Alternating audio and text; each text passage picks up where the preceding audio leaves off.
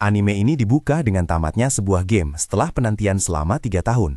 Tapi durasi segitu rasanya kurang banget buat sang protagonis. Dia ini tipe gamer hardcore dari Jepang yang kecewa berat karena gamenya kelar secepat itu. Baginya game itu beneran ampas, dan dia menambahkan game yang seenggaknya butuh waktu 10 tahun buat ditamatin. Biarpun kecewa berat, dia nggak mau buang waktu dan langsung browsing nyari video game hardcore dengan keseimbangan tingkat kesulitan yang ampas. Begitu dia ngetik kata kunci itu di browsernya, layar langsung nampilin pemandangan dunia misterius. Ada perusahaan antah berantah yang nawarin dia game tanpa akhir di dunia fantasi penuh pedang dan sihir. Jelas aja dia langsung tertarik, jadi dia ngecek pengaturan kesulitannya. Di sana ada pilihan easy, normal, dan satu tingkat kesulitan aneh bernama Hell Mode. Deskripsinya bilang kalau penyesalan itu masalah sepele, karena dia bakal ngadepin keputusasaan yang sebenarnya. Di Hell Mode, buat naik level butuh experience 100 kali lipat lebih banyak daripada mode normal. Karena dia udah sering dengar tantangan kayak gitu, dia sama sekali nggak takut dan mantep milih pengaturan itu. Ada banyak pilihan kelas karakter, kayak Swordsman, pengguna tombak, Swordmaster, pahlawan, bahkan Raja Iblis dan lain-lain.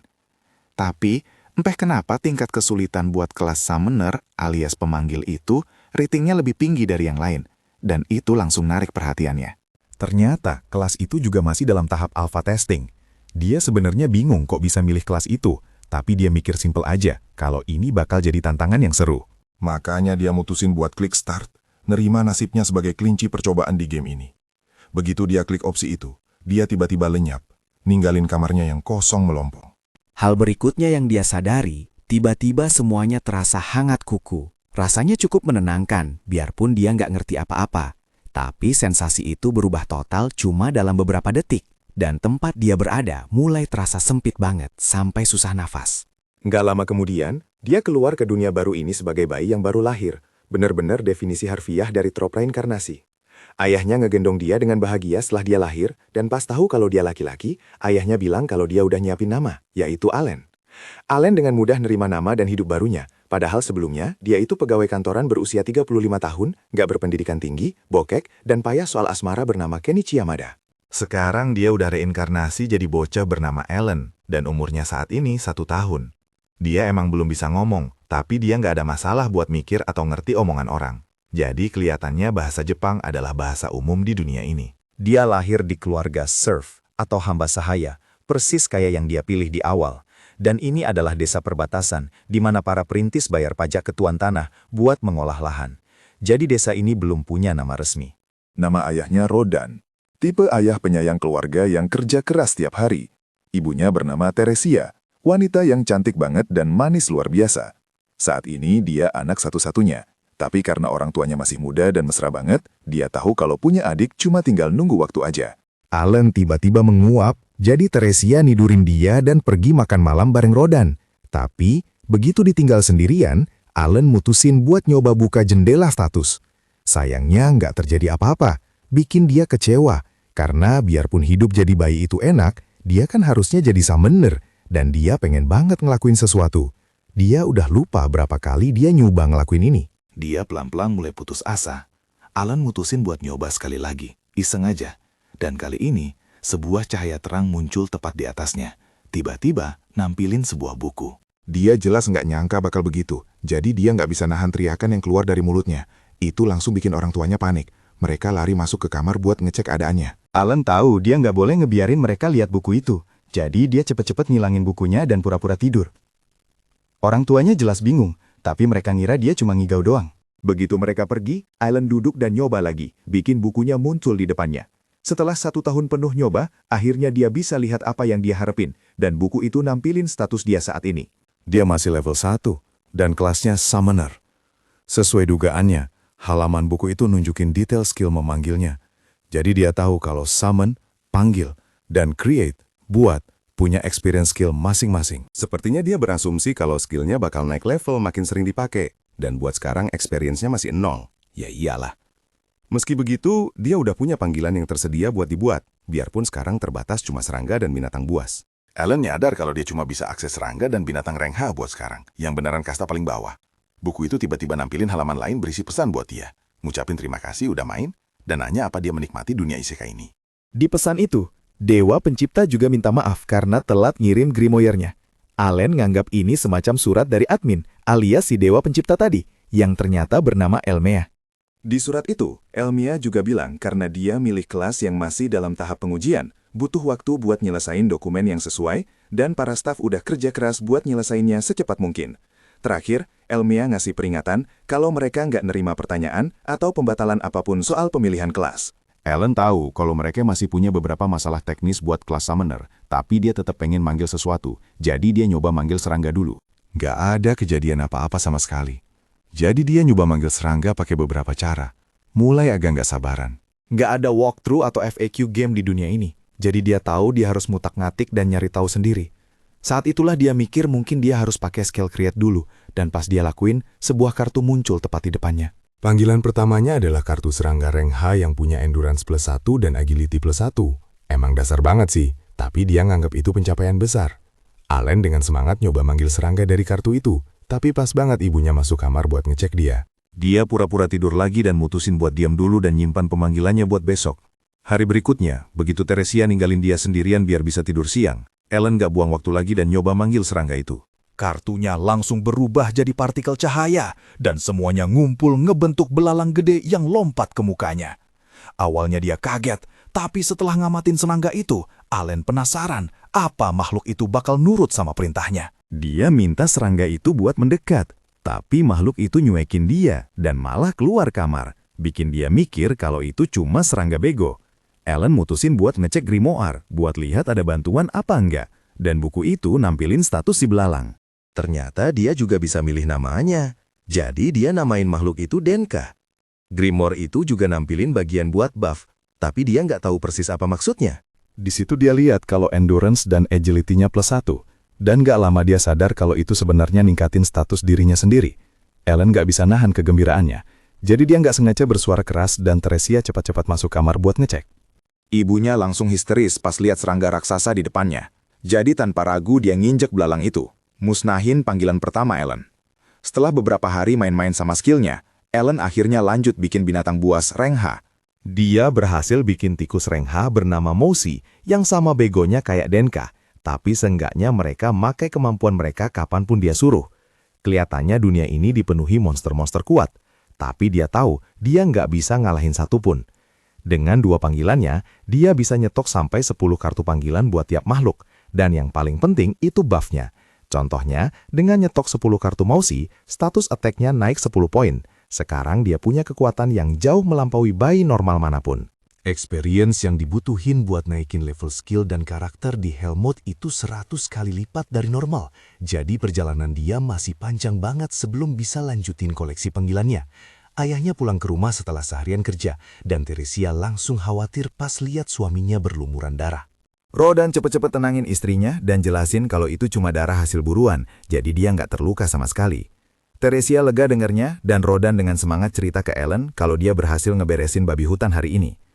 Allen tahu ayahnya itu seorang serf, tapi kalau musim gugur dan dingin tiba, dia pergi berburu monster bareng laki-laki lain di desa. Rodan bilang kalau itu babi hutan yang hebat, ukurannya raksasa, dan nanya apa Allen mau lihat. Allen jadi semangat karena ini bakal jadi pandangan pertamanya ke monster sungguhan. Jadi dia nerima tanpa ragu. Rodan ngegendong dia di pundak dan bilang kalau tetangga lagi motong-motong dagingnya sekarang, jadi mereka bisa pergi ngecek. Nah, pas Rodan jalan, Allen juga berhasil ngelihat dunia luar dengan jelas buat pertama kalinya. Ayahnya nunjukin sekawanan burung, bilang kalau mereka itu Alba Heron, burung yang terbang berkelompok dan menuju ke utara di waktu segini, nandain datangnya musim gugur.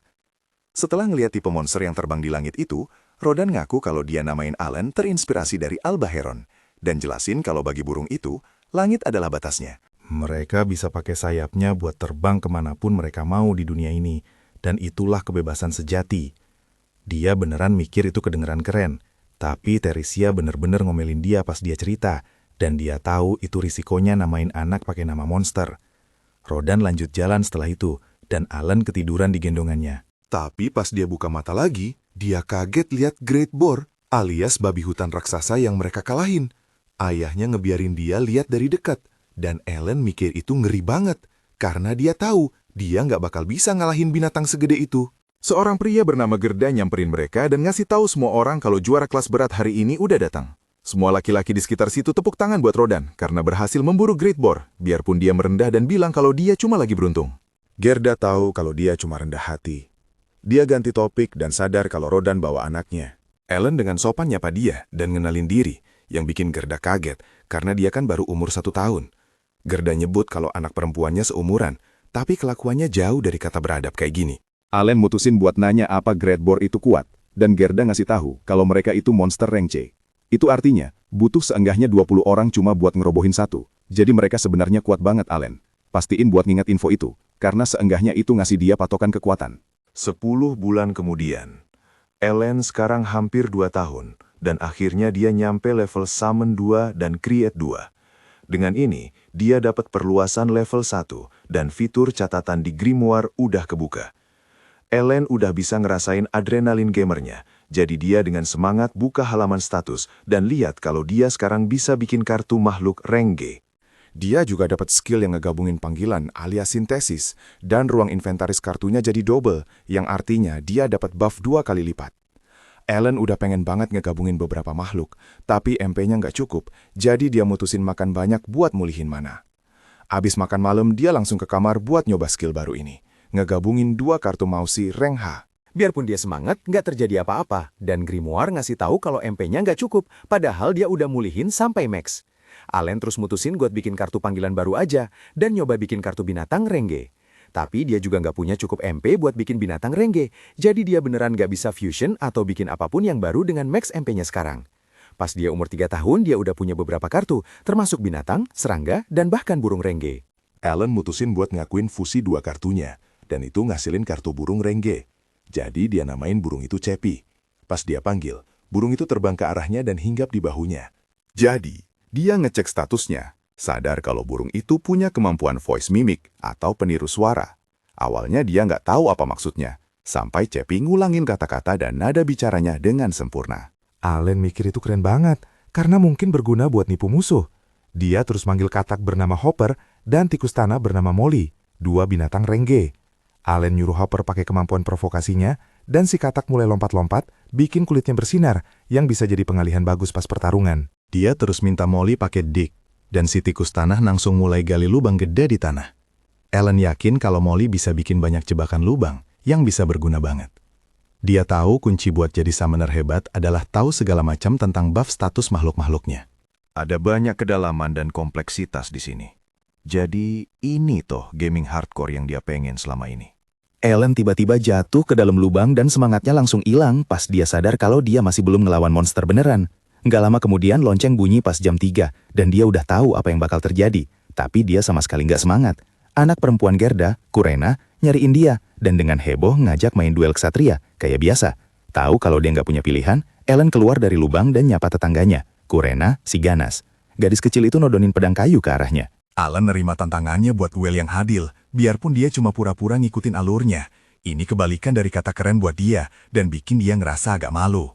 Tapi dia tahu dia harus nganggep main berantem sama Kurena ini serius, karena anak itu cepetnya minta ampun dan gak punya belas kasihan kalau soal duel pedang. Allen udah numpahin semua buff makhluknya ke agility, dan dia masih kewer-kewer ngimbangin Kurena. Kurena itu overpowered banget sampai matahin pedang kayunya Ellen, tapi tetap aja nyerang dia. Di penghujung hari, orang tua Ellen datang nyelamatin dia, biarpun agak telat. Teresia rupanya udah hamil anak lagi, yang gak bikin kaget siapapun. Begitu Kurena pergi, Allen bangun dari tanah dan, biarpun abis digebukin sama anak cewek kecil, dia mutusin buat bantu ibunya dan bawain sayuran di tangannya. Teresia makasih ke dia, sambil senyum. Dan malam itu, pas mereka makan malam sekeluarga, Allen bilang ke ayahnya, kalau dia mau bantu mereka panen kentang, mumpung ibunya lagi hamil. Ini jelas bikin mereka kaget. Jadi Ellen ngeyakinin mereka, bilang kalau dia cukup kuat buat ngelakuinnya. Bagaimanapun, aman buat dibilang kalau dia punya stamina setara orang dewasa sekarang. Tapi dia nyimpen info itu buat dirinya sendiri. Teresia bilang kalau anak-anak kayak dia nggak seharusnya kerja, jadi dia bisa lanjut main aja sama Kurena. Rodan setuju dan bilang kalau dia udah cukup bantu-bantu di rumah. Ellen nyoba maksa, tapi ayahnya teguh sama jawabannya. Bilang kalau akhirnya dia bakal ngelakuin itu juga nanti. Jadi dia harus nikmatin hidup tanpa kerjaan ladang selagi bisa. Saat itulah Allen paham kalau mereka pada dasarnya kejebak di kelas serf selamanya. Dan kerja di ladang itu levelnya beda sama kerjaan rumah tangga. Itu beneran kerja Rodi yang melelahkan. Dan dia juga nggak bakal tega nyuruh anak umur 3 tahun ngelakuin itu. Jadi dia mutusin buat nerima keputusan orang tuanya. Mereka berdua seneng tahu dia ngerti. Dan Teresia nyebut kalau dia perhatiin Alan belakangan ini sering lempar batu ke pohon di belakang rumah.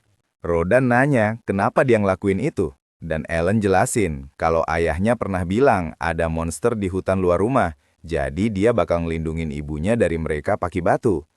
Rodan ketawa dan muji anaknya karena berani banget. Tapi jauh di lubuk hati, Alan sebenarnya ngelakuin itu cuma buat lihat apa dia bisa belajar skill selain summoning. Teresia senyum dan nanya apa dia bakal ngelindungin Kurena juga. Dan Ellen setuju, biarpun yang ada di pikirannya cuma betapa kasarnya anak itu pas mereka main kesatria-kesatriaan. Rodan nyebut kalau mereka seneng banget main kesatria, dan dia nggak sabar nunggu upacara penilaiannya Ellen. Ellen nanya apa itu? Jadi ibunya jelasin, kalau pas dia umur 5 tahun, ada upacara suci buat nentuin bakat apa yang dia punya. Rodan bilang kalau beruntung, bakat yang bagus bisa bantu dia keluar dari status hamba sahaya. Allen kelihatan semangat dengernya, dan pas musim dingin tiba, dia mutusin buat ngecek Denka. Belalang itu udah lompat-lompat lama banget di tempat yang sama, sampai bikin lubang di tanah. Sekarang, Ellen tahu kalau dia bisa manggil makhluk selama seharian penuh tanpa masalah, yang mana itu kemajuan besar. Tiba-tiba, dia dengar suaranya Kurena dan langsung hilangin grimoire-nya. Karena nggak ada pilihan, dia main kesatria-kesatriaan sama Kurena, kayak biasanya. Dan anak itu ganas kayak biasa.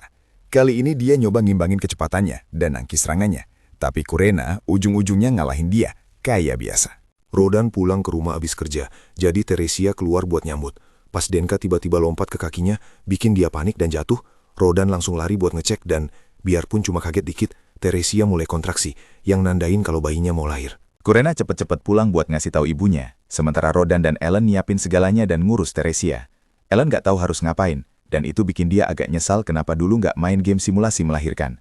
Tapi sekarang jelas kalau ayahnya sama bingungnya kayak dia, padahal ini udah kedua kalinya buat dia. Untungnya, ibunya Kurena, Mithilda, datang tepat waktu buat bantu, kayak waktu itu. Tapi dia minta semua laki-laki keluar, bilang kalau urusan ini biar ditangani para wanita. Dia ngusir mereka gitu aja, jadi mereka harus tidur di luar sementara Mithilda dan anaknya bantu Teresia semalaman. Pak Subuh, bayi laki-laki akhirnya lahir, dan Rodan dengan pede ngasih nama Mesh, biarpun Teresia berharap itu bukan nama lain yang dia ambil dari monster. Allen jadi mikir kenapa dia reinkarnasi, dan biarpun dia tahu kalau yang dia mau cuma naikin levelnya sampai mentok, urusan keluarga ini lumayan asyik juga. Dia nggak yakin persis gimana bakal ngelakuinnya, tapi dia pengen membebaskan seluruh keluarganya dari kerja paksa perbudakan. Beberapa tahun kemudian, Rodin mengajak Ellen pergi ke desa tetangga bersamanya. Ellen kecil tentu saja penasaran banget sama upacara penilaian alias appraisal ceremony yang jadi tujuan mereka. Rodin menjelaskan kalau upacara ini adalah event spesial yang wajib diikuti semua orang, mulai dari budak alias serf yang pangkatnya paling rendah, sampai bangsawan kelas atas, begitu mereka menginjak usia 5 tahun. Intinya, kalau seseorang punya bakat bagus alias talent, nasib mereka bisa berubah drastis dan naik kelas sosial, tapi persaingannya jelas super ketat. Allen jadi penasaran sama pernyataan terakhir ayahnya.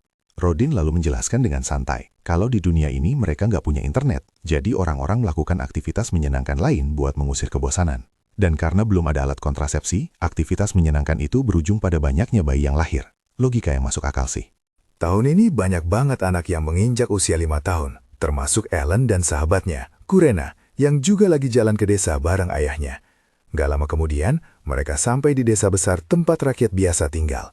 Kurena sih semangat banget. Dia berharap bisa membangkitkan bakat sebagai pendekar pedang, supaya bisa jadi ksatria. Sementara itu, fokus Ellen cuma tertuju pada kondisi desa yang jauh lebih makmur daripada tempat tinggal mereka. Dia sadar kalau rakyat biasa di desa ini terlihat jauh lebih bersih dan terawat. Kalau dibandingkan sama mereka, para serf dari desanya Ellen kelihatan kayak gelandangan yang gak keurus. Kesenjangan sosialnya kerasa banget guys. Ellen agak kaget karena mereka membiarkan kaum budak dan rakyat biasa ikut upacara penilaian bareng-bareng. Tapi dia bisa melihat dengan jelas kalau nggak ada satupun orang di desa ini yang suka sama kehadiran para budak.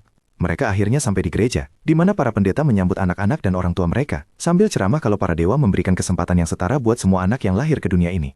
Mereka mulai cerita soal pahlawan legendaris negara itu, yang dulunya lahir sebagai budak. Di sini, Allen akhirnya paham gimana kelas sosial dan kelas karakter di game ini saling terhubung. Para pendeta lalu menggiring semua orang masuk dan berhenti tepat di depan altar. Ellen melihat patung Dewa Pencipta, Elmea, sosok yang kemarin kirim surat ke dia. Para pendeta kemudian memanggil kepala desa maju ke depan bareng anaknya buat memulai prosesi penilaian pertama. Mereka menyuruh anak itu meletakkan tangannya di atas bola kristal dan statsnya bakal muncul di batu hitam di belakang mereka. Si bocah berambut mangkok pirang itu maju dan dengan gugup menempelkan tangannya ke bola kristal. Batu hitam itu langsung menampilkan semua statusnya. Persis seperti yang dilihat Alan di grimoire-nya. Si bocah rambut mangkok punya stats di bawah rata-rata untuk semuanya, kecuali intelligence dan luck. Dia punya bakat buat jadi pedagang alias merchant. Bapaknya si rambut mangkok girang bukan main pas tahu anaknya punya bakat, sementara Alan bingung kenapa hal segitu aja diributin. Grimoire Allen muncul lagi buat ngasih tahu kalau nggak semua orang punya bakat alias talent. Allen baru sadar kalau punya satu bakat aja itu udah pencapaian besar di dunia ini. Dia merasa beruntung karena nggak ada orang lain yang bisa lihat grimoire-nya, dan dia memuji para developer buat fitur canggih ini. Segera setelah itu, anak-anak lain mulai dinilai. Ada satu anak malang yang ternyata nggak punya bakat sama sekali, alias talentless. Tapi ayahnya tetap memeluk dia dengan hangat. Beda banget sama bapak-bapak di dunia nyata, yang mungkin bakal ngusir anaknya kalau gagal ujian. Anak berikutnya punya bakat sebagai pengguna kapak atau ex-user, dan dia jadi anak pertama hari itu yang dapat nilai A di statusnya.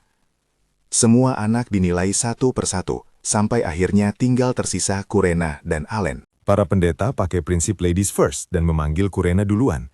Dia lari dengan semangat ke arah bola kristal, dan begitu dia nempelin tangannya, benda itu memancarkan cahaya yang menyilaukan mata. Statusnya muncul di monumen batu, dan para pendeta langsung melongo kaget. Kurena ternyata punya bakat sebagai Sword Lord, Raja Pedang, dengan attack power rank S. Ayahnya, Gerda, senang banget membayangkan putrinya bakal mengangkat derajat keluarga mereka dari perbudakan selamanya. Allen mikir, pantasan aja bocah ini kuatnya nggak ngotak. Akhirnya, giliran Allen yang dinilai, dan bola kristal itu cuma bersinar redup banget. Cahayanya sempat mati sebentar sebelum meledak jadi cahaya yang bahkan lebih terang daripada punya Kurena. Allen udah seneng banget, mikir kalau orang tuanya bakal tahu betapa OP, overpowered dirinya sekarang. Tapi ayahnya malah nengok ke pendeta, karena dia buta huruf. Pendeta itu dengan sedih bilang kalau anaknya nggak punya bakat. Allen langsung mikir, AI-nya ngaco nih. Dia lari ke monumen batu, dan nemuin kalau semua statsnya rank E, dan nama bakatnya cuma tulisan aneh kayak kode capture atau glitch. Allen mulai maki-maki para devs dalam hati karena bikin typo di momen sepenting ini. Tapi kemudian dia merasakan tangan lembut ayahnya di bahu, mengajak dia pulang. Orang tuanya menerima fakta kalau anak mereka tidak berbakat dan bilang itu bukan masalah besar, karena mereka akan selalu bangga padanya. Momen yang wholesome banget. Allen merasa bahagia banget lahir di keluarga yang penuh kasih sayang begini, biarpun mereka miskin parah. Malamnya, dia mulai mikir kalau statusnya mentok di rank E pasti gara-gara dia milih tingkat kesulitan Hell Mode. Kalau orang lain mungkin bakal putus asa, Allen malah makin semangat karena dia emang pengen main game yang tingkat kesulitannya bisa bikin nangis darah. Meski begitu, dia masih kesel sama glitch text di kolom bakatnya dan memutuskan buat nulis review jelek buat para devs. Besoknya, Allen pergi ke rumah Kurena bareng orang tuanya. Dia sadar ayahnya kelihatan kesel tanpa alasan. Bahkan di pesta yang diadakan orang tua Kurena, Rodin terus-terusan cemberut, dan Gerda juga kelihatan keganggu sama sikapnya. Mereka mulai saling pasif-agresif, sampai Rodin nyuruh Gerda berhenti bersikap kekanak-kanakan dan rayain aja bakat besar putrinya. Gerda balik nyentak, nanya berani-beraninya Rodin ngomong gitu setelah dia bilang mau mutusin hubungan persahabatan keluarga mereka. Semua orang kaget dengarnya. Rodin mulai jelasin kalau Kurena punya bakat luar biasa yang bisa bikin dia jadi bangsawan suatu hari nanti. Dia bilang ke Gerda buat berhenti gaul sama budak miskin dan mulai cari koneksi sama masyarakat kelas atas. Allen langsung sadar kalau ayahnya lagi berusaha ngelakuin hal baik buat temannya. Kebaikan yang gak pernah diminta sama Gerda. Dua bapak-bapak itu mulai berantem soal keputusan egois tapi tanpa pamrih Rodin ini. Dan Allen jadi khawatir kalau pertengkarannya bakal jadi serius. Dia minta Kurena buat nyuruh mereka berhenti, dan Kurena malah ngeluarin pedang kayunya. Untungnya dia nggak perlu make itu, karena ibu-ibu mereka langsung ambil alih situasi dan misahin dua bapak-bapak itu. Allen tanya ke Matilda, apa Rodin dan Gerda emang selalu berantem kayak gini? Dan Matilda bilang kalau dulu mereka kayak Goku dan Vegeta versi tua, tapi udah lumayan kalem setelah jadi ayah. Matilda dan Teresia cerita kalau mereka berempat itu teman masa kecil dari desa yang sama. Pas dengar ada desa baru mau dibentuk, mereka sukarela ikut buat meramaikan. Mereka datang bareng, mutusin buat mulai hidup baru deketan, bahkan bangun rumah di waktu yang sama. Mengenang masa lalu bikin Rodin dan Gerda lupa sama pertengkaran mereka, dan akhirnya malah asyik minum alkohol bareng. Besoknya, pas Gerda lagi kerja bareng penduduk desa, ada yang ngasih tahu kalau para ksatria datang buat nemuin Kurena. Dia langsung buru-buru pulang dan nemuin banyak orang udah ngumpul di desa rakit biasa, termasuk si bocah pengguna kapak. Bocah itu marah ke Allen tanpa alasan dan bilang kalau pecundang tanpa bakat nggak pantas ada di situ. Kurena langsung pasang badan buat Allen, menegaskan kalau Allen ada di situ karena dia sebenarnya kuat banget. Si bocah kapak nolak percaya dan mulai nunjuk-nunjuk. Kurena hampir aja gigit jari bocah itu sampai putus, tapi untungnya ayahnya, Gerda, narik dia mundur sebelum dia bikin keributan. Tepat saat itu, kepala desa nyuruh semua orang bersikap sopan karena para ksatria udah tiba. Semua orang minggir ngasih jalan buat rombongan ksatria yang dipimpin sama Zenov, seorang swordmaster. Kurena semangat banget bisa ketemu ksatria beneran. Sebelum ngomong sama dia, Zenov manggil kepala desa dulu. Setelah basa-basi sebentar, bapaknya si rambut mangkok manggil Kurena dan Gerda buat menghadap para ksatria. Allen teringat gimana mereka mulai main kesatria-kesatrian 3 tahun lalu, dan sekarang Kurena mungkin bakal dibawa pergi buat jadi kesatria beneran.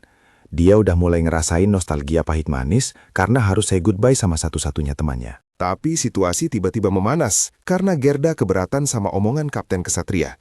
Dia bilang Kurena baru 5 tahun dan belum pernah pegang pedang asli, jadi dia nggak bakal punya kesempatan buat lulus tes yang disaranin Zenov.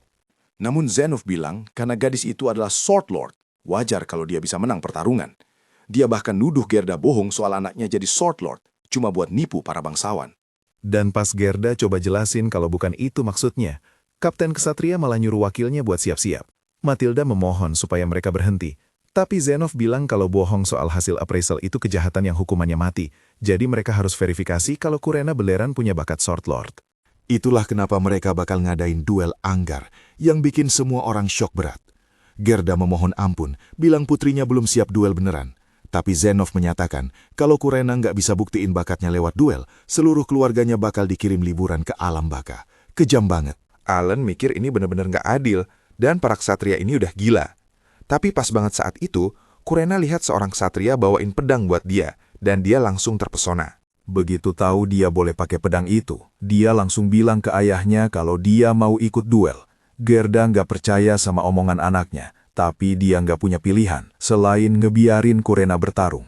Segera setelah itu, semua orang ngumpul buat nonton duel antara Kurena, sang Sword Lord muda, lawan wakil kapten Ksatria yang bakatnya adalah pengguna tombak. Kurena dengan semangat menerjang ke arah wakil kapten sambil bawa pedang yang tingginya sama kayak badannya sendiri. Dia senang banget bisa tukar serangan sama wakil kapten, yang terus-terusan nangkis serangannya dengan muka datar. Semua orang kaget lihat Kurena bisa ngayunin pedang kayak gitu. Tapi Allen mikir itu wajar aja setelah Kurena latihan bareng dia tiap hari selama 3 tahun terakhir. Meski begitu, Allen khawatir kalau skill dan pengalaman Kurena belum cukup buat bertahan lawan kesatria asli. Pas banget dia ngomong gitu, wakil Kapten Rayleigh bikin gerakan ofensif pertamanya dan mendesak Kurena mundur. Kurena langsung maju buat serangan balik yang bikin Rayleigh waspada, dan secara insting dia malah nendang Kurena ke tembok daripada ngadepin pedangnya. Gerda langsung ngamuk lihat anaknya ditendang, tapi para kesatria nahan dia sebelum dia bisa ngehajar Rayleigh sampai babak belur. Allen dan ayahnya juga ditahan sama para kesatria. Allen mikir biarpun Kurena itu dewa pedang, ngelawan orang dewasa itu terlalu berat buat dia. Kurena jatuh ke tanah habis ditendang, tapi tiba-tiba dia bangkit dan aura biru mulai menyelimuti tubuhnya. Rayleigh panik, sadar kalau Kurena baru aja ngaktifin extra skill, dan gadis kecil itu langsung menerjang tanpa mikir panjang dengan tatapan mata yang dingin banget. Dia mulai mendesak wakil kapten mundur dengan serangan yang brutal, dan Allen kagum banget sama kemampuannya. Sekarang Rayleigh kehabisan akal buat nahan serangan Kurena, dan gadis itu mematahkan pedang Rayleigh jadi 2 dengan 1 tebasan kuat. Zenov langsung menyatakan duel selesai, sementara Kurena malah kecewa karena pertarungannya singkat banget. Dia makasih ke Rayleigh karena udah mau berantem sama dia, dan bilang kalau Rayleigh lumayan kuat buat ukuran orang tua. Kata-kata itu nusuk banget karena Rayleigh aslinya baru 24 tahun. Dia mengakui kekalahan, dan seluruh desa bersorak buat gadis yang baru aja ngalahin wakil kapten kesatria. Gerda lega anaknya selamat, dan dia juga bangga banget. Rodin dan Allen juga merasakan hal yang sama. Lalu Zenov maju buat memuji bakat Kurena. Gerda sebenarnya malas ngomong sama dia. Tapi Kapten Kesatria itu minta maaf atas perilaku kasarnya tadi, dan minta bicara soal masa depan Kurena. Gerda masih kesel dan curiga. Tapi Zenov nyuruh dia bawa teman-temannya juga buat dukungan moral. Ya, Gerda akhirnya nerima tawaran itu dan semua orang ngumpul di meja makan rumah kepala desa. Si bocah kapak dan bapaknya juga ada di sana. Allen mikir kalau dia nggak mau ketinggalan jauh di belakang si Sword Lord. Zenov mulai bicara dan bilang dia senang Sword Lord lahir di desa ini, tapi Gerda masih gondok sama dia. Namun dia lupa sama semua amarahnya pas Zenov bilang ke kepala desa kalau desa mereka sekarang bakal dinamain Desa Kurena buat menghormati sang Sword Lord muda. Kapten Ksatria itu lanjut monolog, bilang kalau 3 tahun lalu anak seorang baron dikira Sword Lord. Dia direkrut buat melayani raja, tapi ternyata lemah banget. Jadi mereka nilai ulang dan nemuin kalau bakat aslinya cuma pendekar pedang biasa. Mereka juga nemuin banyak bangsawan yang bohong soal bakat mereka, yang berujung pada kebijakan buat ngetes bakat tingkat tinggi secara menyeluruh kayak tadi. Dia sekali lagi minta maaf ke Gerda karena udah bikin putrinya lewatin ujian berat. Dan sekarang Gerda paham alasannya jadi dia mutusin buat maafin. Zenov minta dia lanjutin membesarkan Kurena kayak biasanya. Dan pas umur 12 tahun nanti dia bisa masuk akademi dan jadi ksatria langsung di bawah raja. Si bocah kapak, Dogora, nanya ke Zenov apa dia juga bisa jadi ksatria kalau masuk akademi. Bapaknya Dogora langsung nyerocos jelasin kalau anaknya pengguna kapak dan pengen jadi ksatria juga. Zenov mengiyakan dan bilang kalau sebentar lagi tutor bakal dikirim ke desa ini dan nyuruh bocah itu kerja keras biar bisa masuk akademi. Alan cuma ngamatin semua orang sambil nyolong buah-buahan dari meja. Pas Kurena bilang mereka bakal pergi ke akademi bareng-bareng, Dogora langsung nyeletuk kalau anak bodoh dan tanpa bakat nggak bakal bisa masuk akademi. Alhasil, Kurena mulai berantem lagi sama dia. Zenov penasaran sama bocah itu, jadi Gerda ngenalin Allen dan Rodin ke dia. Ksatria tua itu langsung berdiri buat ngasih hormat ke Rodin, sang pembunuh babi hutan alias Boar Slayer. Rodin kaget, kok Kapten Ksatria bisa tahu namanya. Zenov menjelaskan kalau baron wilayah ini suka banget daging babi hutan. Mereka menyuplai daging itu pas musim dingin, dan dia juga dengar cerita soal Rodin yang jadi MVP perburuan mereka. Dia memuji Rodin atas nama baron, dan Ellen sadar kalau bapaknya itu keren banget. Mereka jalan pulang setelah itu, dan Rodin bilang ke Ellen kalau budak biasa kayak dia pun bisa diakui kalau kerja keras. Dia nyuruh Allen buat bangga dan kerja keras karena dia mewarisi gennya. Allen dengan senang hati ngeluarin buah-buahan yang dia selundupkan buat ditunjukin ke ayahnya. Dan ternyata dia beneran mewarisi gen bapaknya, karena Rodin ternyata juga nyolong beberapa buah.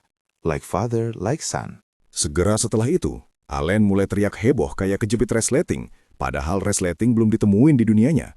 Alasannya adalah karena dia akhirnya naik level. Setelah bertahun-tahun kerja keras, semua skillnya naik level, dan dia juga dapat skill baru bernama Enhance. Allen penasaran apa dia bisa pakai skill baru itu buat bikin summonnya makin kuat. Dia juga sadar kalau sekarang dia bisa bikin dan summon makhluk rank F. Dia udah menduga sih dan penasaran makhluk jenis apa yang bisa dia ciptain dengan ngegabungin kartu yang udah ada. Dia mulai berhayal tingkat tinggi pengen summon naga di levelnya yang masih cupu, terus mulai ngecek peningkatan lainnya. Dia nemuin kalau Grimoire-nya sekarang bisa nyimpen sampai 30 kartu makhluk, yang ngasih dia kenaikan 50% status dari summonnya. Walaupun dia sadar progresnya lambat banget karena butuh 2 tahun buat naik level lagi, dia nggak terlalu mikirin kawah yang dia bikin di pohon gara-gara lempar batu tiap hari. Di sisi lain, ibunya hamil lagi dan Allen bantu-bantu pekerjaan rumah tangga. Sekarang orang tuanya mulai nebak-nebak apa bakal cowok lagi atau cewek, dan Teresia berharap cewek, biar dia bisa namain. Tepat saat itu, Ellen nemuin kalau mananya penuh lagi, dan dia buka grimoire buat nemuin surat lain dari Dewa Pencipta, Elmea.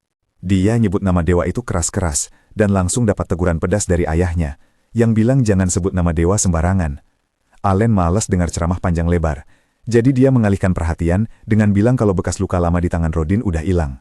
Rodin bilang itu karena dia lulus ujian para dewa pas perburuan babi hutan sebelumnya.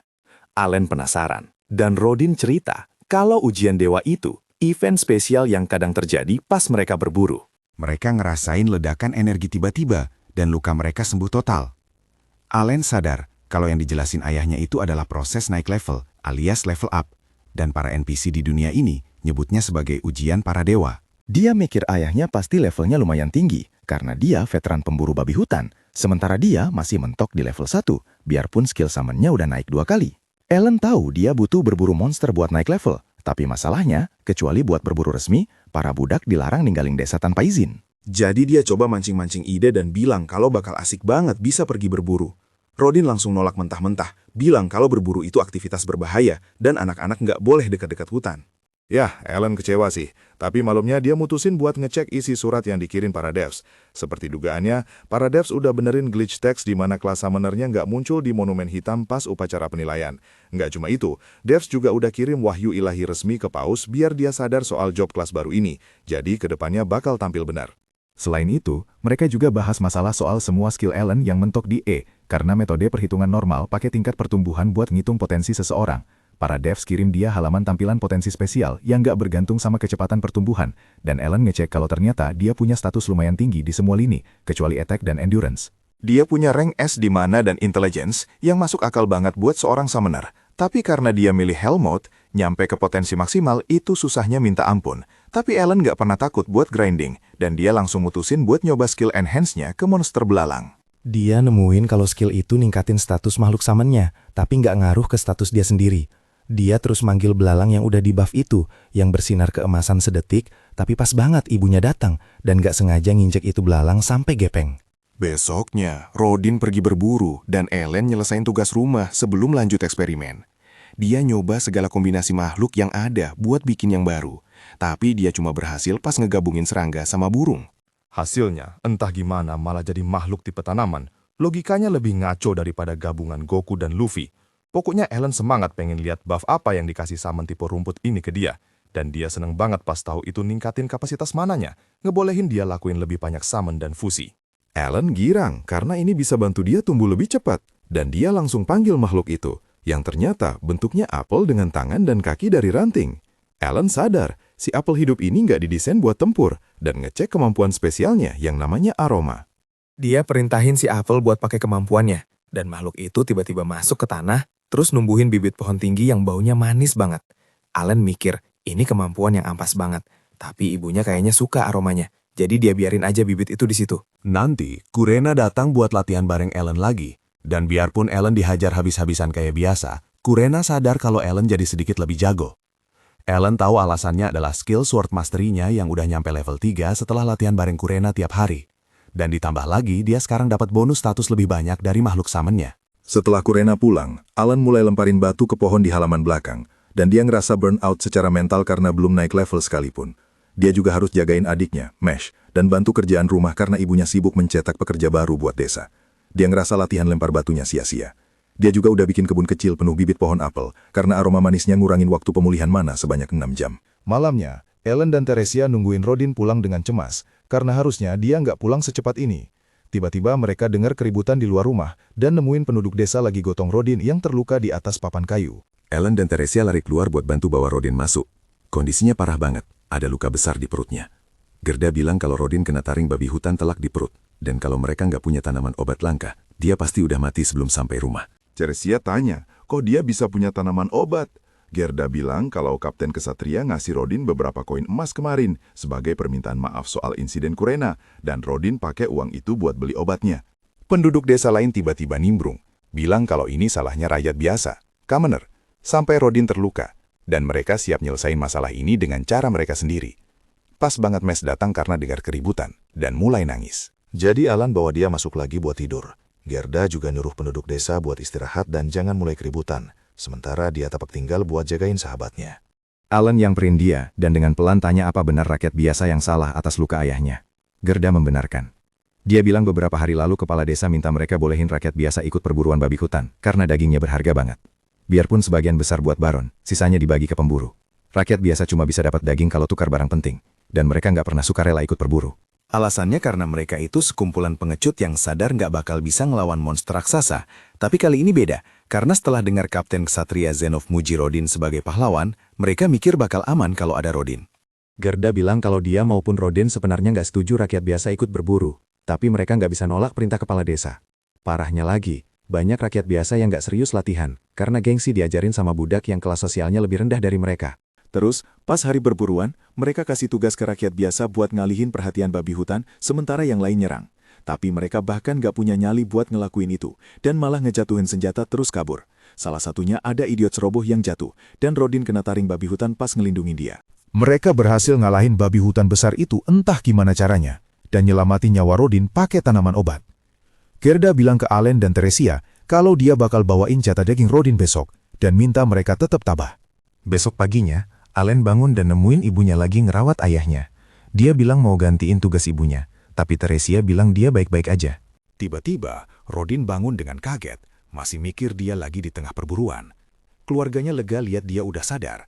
Dan sementara mereka ngalamin momen emosional, Allen sadar kalau dia selama ini buang-buang waktu. Sampai sekarang, dia cuma fokus jadi makin kuat, tapi nggak ada tujuan di baliknya. Dia sekarang paham kalau dunia ini bukan game buat orang-orang yang tinggal di dalamnya, termasuk keluarganya. Orang-orang di sini nyata. Dan keluarganya itu senyata mereka. Allen mutusin kalau dia harus gunain kekuatannya buat tujuan baik demi ngejaga keluarganya tetap aman. Apalagi karena ayahnya nggak bakal bisa gerak buat beberapa waktu. Pas banget, Gerda datang bawa jatah daging Rodin dan dia senang lihat temennya udah sadar. Gerda bilang Rodin gak usah khawatirin apa-apa dan fokus sembuh aja, karena penduduk desa lain bakal bantu keluarganya selama musim dingin. Tiba-tiba, Allen angkat bicara, minta izin ayahnya buat ambil alih pekerjaannya demi bantu keluarga. Dia mulai kerja hari itu juga, mulai dari nimba air dari sumur. Terus dia bawa ember-ember berat yang bahkan orang dewasa aja bakal kesusahan. Semua orang kaget lihat Allen yang kayaknya punya fisik beda dari anak seumurannya. Tapi dia emang udah mutusin buat gaspol. Dia udah maksimalin kekuatan fisiknya lewat summonnya, karena itu bakal ngebolehin dia bantu keluarganya paling banyak. Dan dia nggak khawatir soal perhatian yang bakal dia dapat, karena udah ada Kurena yang jadi pengalihan isu buat dunia luar. Setelah nganter air ke rumah, dia pergi ke ladang buat belajar cara panen kentang dari Gerda.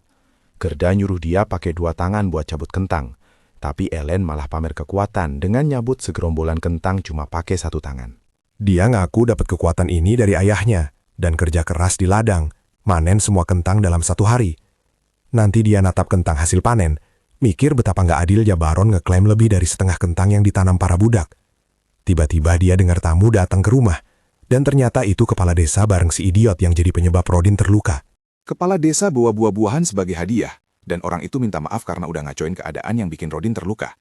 Sementara Rodin bereaksi dengan bijak dan bilang ke orang itu buat lebih hati-hati kalau mau lanjut berburu. Teresia nggak rela maafin si idiot itu segampang itu. Dia nyeramahin orang itu kalau setiap orang punya keluarga tempat pulang, nggak peduli apa kelas sosial mereka, dan dia nggak boleh nyepelein nyawa orang lain. Para budak lain datang pas itu buat nengok Rodin, dan Teresia melepaskan amarahnya pas lihat tingkah aneh mereka. Besoknya, Allen pergi sendirian ke padang rumput liar dan nyiapin area luas buat rencana jeniusnya demi bantu keluarga lewatin musim dingin. Dia summon katak-katak dari inventarisnya dan ngelindungin mukanya pakai tangan pas semua katak itu lompat ke dia sebelum mendarat di tanah. Selanjutnya, Allen pasang beberapa jebakan level noob dan nyuruh katak-katak itu pakai skill provoke, berharap bakal mancing burung liar yang bisa dia tangkap dan bawa pulang. Tapi pas gak ada yang datang setelah nunggu agak lama, dia mutusin buat udahan. Tepat saat itu, dia lihat seekor burung terbang ke arah mereka dan siap-siap nangkap. Tapi dia sadar itu bukan burung biasa, melainkan monster rank B bernama Albaheron. Monster itu ngehancurin jebakan tanpa mikir dan ngalahin katak-katak itu satu persatu. Allen sadar dia bukan tandingan monster rank B dan mulai kabur, tapi jendela statusnya muncul di depan muka dan dia mikir, setelah ngeboost status fisiknya sampai batas, harusnya dia bisa jatuhin monster ini. Jadi dia mutusin buat ngelawan balik, lempar batu ke kepala monster itu sebelum maju dan nebas pakai pedangnya. Monster itu nyerang balik, tapi Allen summon sekawanan anjing yang gigit monster itu dan bikin dia sibuk. Sayangnya, itu nggak bertahan lama, karena burung monster itu dengan cepat ngalahin mereka semua dan Allen balik bertarung pakai pedang. Monster itu ngehantam dia lagi, dan kali ini dia kena damage lebih parah karena dia kehilangan banyak buff. Setelah summonnya kalah, dia ngerasa terlalu lemah bahkan buat berdiri, dan monster burung itu nyerang lagi. Allen entah gimana berhasil nangkis serangan itu pakai pedangnya, tapi dia ngerasa ini mungkin bakal jadi game over buat dia. Sebagai langkah terakhirnya, dia memanggil 2 ekor lintah yang langsung mulai menyedot darah Albaheron tersebut. Hal ini mulai sedikit melemahkan sang Albaheron, dan juga memberinya momen singkat untuk berpikir matang-matang tentang apa langkah selanjutnya. Dia tahu kalau kondisinya sekarang jauh lebih lemah, karena sudah kehilangan beberapa makhluk panggilan dan buff-nya. Tapi dia yakin itu bukan masalah besar, karena dia sudah punya rencana jitu untuk menumbangkan monster buas ini. Hanya dengan satu serangan akhir yang kuat. Allen memanggil kembali serigala-serigalanya dan memerintahkan baik para serigala maupun lintah itu untuk menerjang maju dan menyerang secara bersamaan. Saat mereka merangsek masuk, dia juga ikut melompat dan melancarkan tebasan pedang yang telak langsung ke kepala Albaheron itu. Serangan tersebut cukup kuat untuk menjatuhkan si Albaheron dan membuatnya terkapar untuk selamanya. Grimoire-nya kemudian memberi notifikasi bahwa dia baru saja mengalahkan seekor Albaheron dan mendapatkan 100 XP. Saat melihat pesan ini, dia jadi semangat banget dan menyempatkan diri sejenak untuk merayakan kemenangannya. Setelah itu, Allen membawa Albaheron tersebut kembali ke keluarganya. Dan mereka berdua sangat terkejut melihat seseorang yang dulu mereka anggap lemah seperti dia bisa mengalahkan monster peringkat D seperti itu sendirian. Gerda kemudian menawarkan diri untuk membantunya mengeluarkan darah Albaheron itu dengan benar. Setelah mengikat Albaheron tersebut, Gerda memberikan penjelasan mendetil kepada Allen tentang bagaimana daging monster itu seharusnya dipotong dan dipisahkan. Dan dia juga menjelaskan bagian mana saja dari monster itu yang aman dan bisa dimakan. Gerda juga menambahkan bahwa semua monster memiliki batu sihir di dalam tubuh mereka, dan setiap batu sihir yang ditemukan di monster peringkat D ke atas terkena hukum pajak kerajaan mereka. Namun Gerda tidak terlalu menganggap ini masalah besar, karena batu itu toh tidak akan berguna bagi hamba sahaya miskin seperti mereka. Meski begitu, Gerda yakin mereka akan bisa mendapatkan harga yang lebih baik untuk bagian daging mereka dari kepala desa. Setelah mereka menjelaskan bahwa Allenlah yang melakukan perburuan karena ayahnya sedang terluka dan tidak mampu melakukannya sendiri. Keesokan harinya, di kantor kepala desa, mereka berdua menjalankan rencana mereka dengan menggunakan cedera Rodin sebagai alat tawar.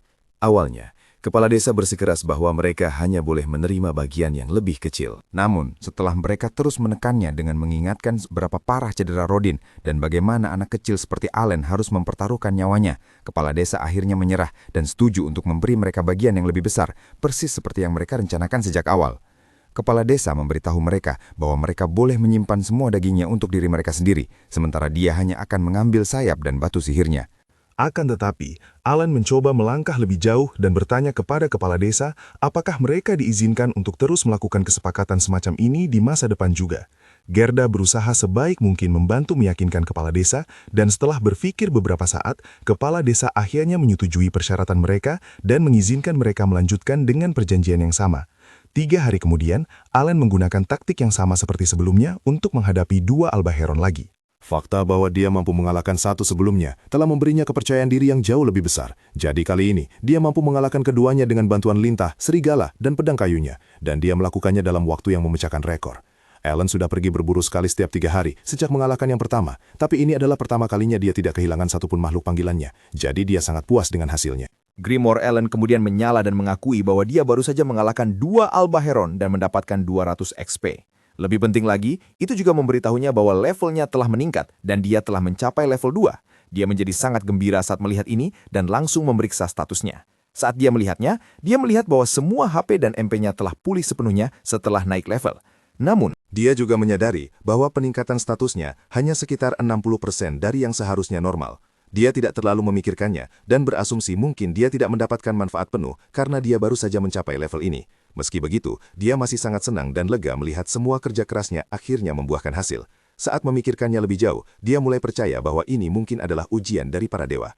Yang diceritakan Rodin kepadanya, dan sejujurnya dia merasa luar biasa karenanya. Dia sadar bahwa dia harus memberitahu keluarganya tentang kebenaran ini, cepat atau lambat. Di kemudian hari, Allen tiba kembali di rumah, dan Rodin terkejut melihat dia berhasil menangkap 2 Albaheron dalam 1 hari. Setelah itu, Allen bertemu dengan Kurena untuk latihan pedang. Namun bahkan saat dia berada di tengah pertarungan dan latihan, pikirannya terus memikirkan bagaimana dan kapan dia akan memburu lebih banyak Albaheron. Karena ini musim migrasi dan ada banyak Albaheron di sekitar, dia yakin jika dia bekerja cukup keras, dia mungkin bisa mencapai level 3 dengan memburu sekitar 20 ekor lagi. Lamunan Allen tiba-tiba terbuyarkan ketika Kurena mendaratkan pukulan keras ke kepalanya, yang jelas menunjukkan bahwa gadis itu memenangkan pertandingan. Setelah mengakui kemenangannya, Kurena hanya melambaikan tangan perpisahan kepadanya dan pergi. Malam harinya, Allen memutuskan sudah waktunya untuk memberitahu orang tuanya kebenaran tentang bagaimana dia bisa mengalahkan Albaheron-Albaheron itu dengan begitu mudah. Namun dia tahu dia tidak bisa memberitahu mereka bahwa dia terseret ke dalam game acak yang dia lihat di internet, karena mereka pasti akan mengira dia sudah gila gara-gara itu. Allen pun menyusun penjelasan yang lebih baik. Dia memberitahu mereka bahwa ketika dia baru berusia 1 tahun, dia mendengar wahyu dari Elmea, sang dewa pencipta. Allen menjelaskan kepada mereka bahwa wahyu itu pada dasarnya berarti dia lebih pintar dan secara fisik lebih kuat daripada orang rata-rata. Selain itu, dia mengatakan bahwa itu juga berarti dia akan melalui ujian yang melampaui apa yang biasanya bisa dicapai bahkan oleh 100 orang laki-laki. Mendengar ini, Rodin langsung mengerti apa yang sedang terjadi dan bisa tahu bahwa Allen pasti sudah melalui ujian para dewa. Rodin memperhatikan tadi pagi bahwa luka di wajah Allen sudah hilang, jadi dia menyadari bahwa inilah satu-satunya penjelasan yang masuk akal. Namun, Tresia tidak mengerti bagaimana ini bisa mungkin terjadi, apalagi karena hasil penilaian Allen dari tahun lalu mengatakan bahwa dia tidak memiliki bakat sama sekali. Saat itulah Allen menyebutkan bahwa dia menerima wahyu lain dari Dewa Elmea beberapa bulan yang lalu. Dia menjelaskan bahwa alasan atributnya diberi peringkat sangat rendah selama upacara penilaian adalah karena mereka memperhitungkan perkembangan lambat dari ujiannya. Dia juga menjelaskan bahwa alasan dia dinilai tidak memiliki bakat adalah karena bakatnya sebenarnya terlalu baru untuk dikenali dengan benar pada saat itu. Rodin terkejut saat mendengarnya, karena itu berarti Allen sebenarnya memang memiliki bakat. Ketika Rodin bertanya kepada Allen apa bakat itu, Allen memberitahunya bahwa dia tidak yakin, karena Dewa Elmea tidak memberinya detail lengkapnya. Allen merasa bersalah karena membohongi ayahnya, Tapi dia tahu dia tidak bisa mengatakan apa-apa tentang menjadi seorang summoner. Dia takut beberapa orang akan bereaksi salah jika mereka tahu bahwa dia bisa memanggil dan mengendalikan monster. Dan dia juga tahu bahwa dia jelas tidak bisa memberitahu mereka apapun tentang reinkarnasi. Pada akhirnya, Teresia hanya memeluk Allen dan memujinya karena begitu berani, terutama mengingat betapa mudanya dia. Rodin kemudian bertanya kepada Allen apa rencananya selanjutnya, dan Allen menjawab bahwa untuk saat ini, yang ingin dia lakukan hanyalah membuktikan dirinya layak dengan melewati semua ujian itu. Rodin bangga mendengar jawaban itu, tapi dia juga memberitahu Allen untuk tidak ragu meminta bantuan jika dia membutuhkannya. Allen berterima kasih kepada kedua orang tuanya karena begitu pengertian dan memberinya dukungan penuh. Setelah itu, Rodin memberitahu Allen bahwa sebaiknya dia merahasiakan ini untuk saat ini, karena akan sangat buruk jika orang-orang mulai salah mengira dia sebagai nabi palsu. Namun Rodin mengatakan bahwa Gerda akan menjadi satu-satunya pengecualian, karena Gerda selalu menyombongkan betapa kerennya Kurena sebagai ahli pedang. Tuan Rodin berkata bahwa sekarang dia akhirnya akan mendapatkan kesempatan untuk membanggakan betapa kerennya putranya juga. Menjelang musim dingin tiba, Allen mengambil salah satu albaheron yang telah mereka simpan dan mulai memotong-motongnya. Setelah itu, dia pergi ke kota bersama Gerda untuk menukar daging itu dengan perbekalan. Gerda sudah mendengar kabar tentang Allen yang diberkati dan diuji oleh Dewa Elmea. Dan sejujurnya, Gerda sama sekali tidak terkejut. Karena dia selalu percaya ada sesuatu yang istimewa tentang Allen. Saat mereka bepergian bersama, keduanya terus mengobrol, dan Allen mengangkat topik tentang perbedaan antara rakyat biasa dan hamba sahaya. Gerda menjelaskan bahwa sebagian besar perbedaannya bermuara pada status sosial dan pajak. Dia menjelaskan bahwa hamba sahaya berada di bawah sistem pajak yang benar-benar berbeda, di mana mereka harus membayar 3 koin emas untuk setiap orang dewasa dan 1 koin emas untuk setiap anak setiap tahunnya. Setelah mendengar itu, Allen bertanya apa yang diperlukan bagi seorang hamba sahaya untuk menjadi rakyat biasa. Gerda menjelaskan bahwa itu akan membutuhkan pembayaran upeti sebesar 10 koin emas per orang dalam keluarga. Dia juga menyebutkan bahwa ada rumor tentang seorang baron yang terkadang memberi penghargaan kepada orang-orang dengan status rakyat biasa, tapi dia menegaskan bahwa itu hanyalah rumor. Ketika Ellen mendengar semua ini, dia menyadari bahwa karena ibunya akan segera melahirkan bayi lagi, akan membutuhkan 50 koin emas bagi keluarga mereka untuk menjadi rakyat biasa, karena mereka akan segera menjadi keluarga beranggotakan 5 orang. Allen menghabiskan sisa hari itu berdagang dengan Gerda, dan dia mulai memahami bagaimana perdagangan bekerja. Di penghujung hari, dia berjalan pulang dengan seikat besar kayu bakar di punggungnya, menyadari bahwa dia sekarang sebagian besar sudah mengerti cara kerja barter. Dia juga menyadari bahwa dia bisa melakukan riset pasar saat dia datang ke kota berikutnya. Kali berikutnya Allen pergi berdagang, dia melakukannya sendirian. Selagi di sana, dia dengan cermat mendokumentasikan nilai pasar dan nilai barter untuk setiap barang, sehingga dia bisa menggunakan informasi itu untuk membantu dirinya sendiri di masa depan. Kemudian, Allen berjalan masuk ke toko tanaman obat dan bertanya kepada pedagang apakah ada obat yang bisa memulihkan MP. Pedagang itu langsung menjawab bahwa mereka tidak memiliki barang seperti itu, karena barang-barang semacam itu jauh terlalu mahal untuk dijual di tokonya.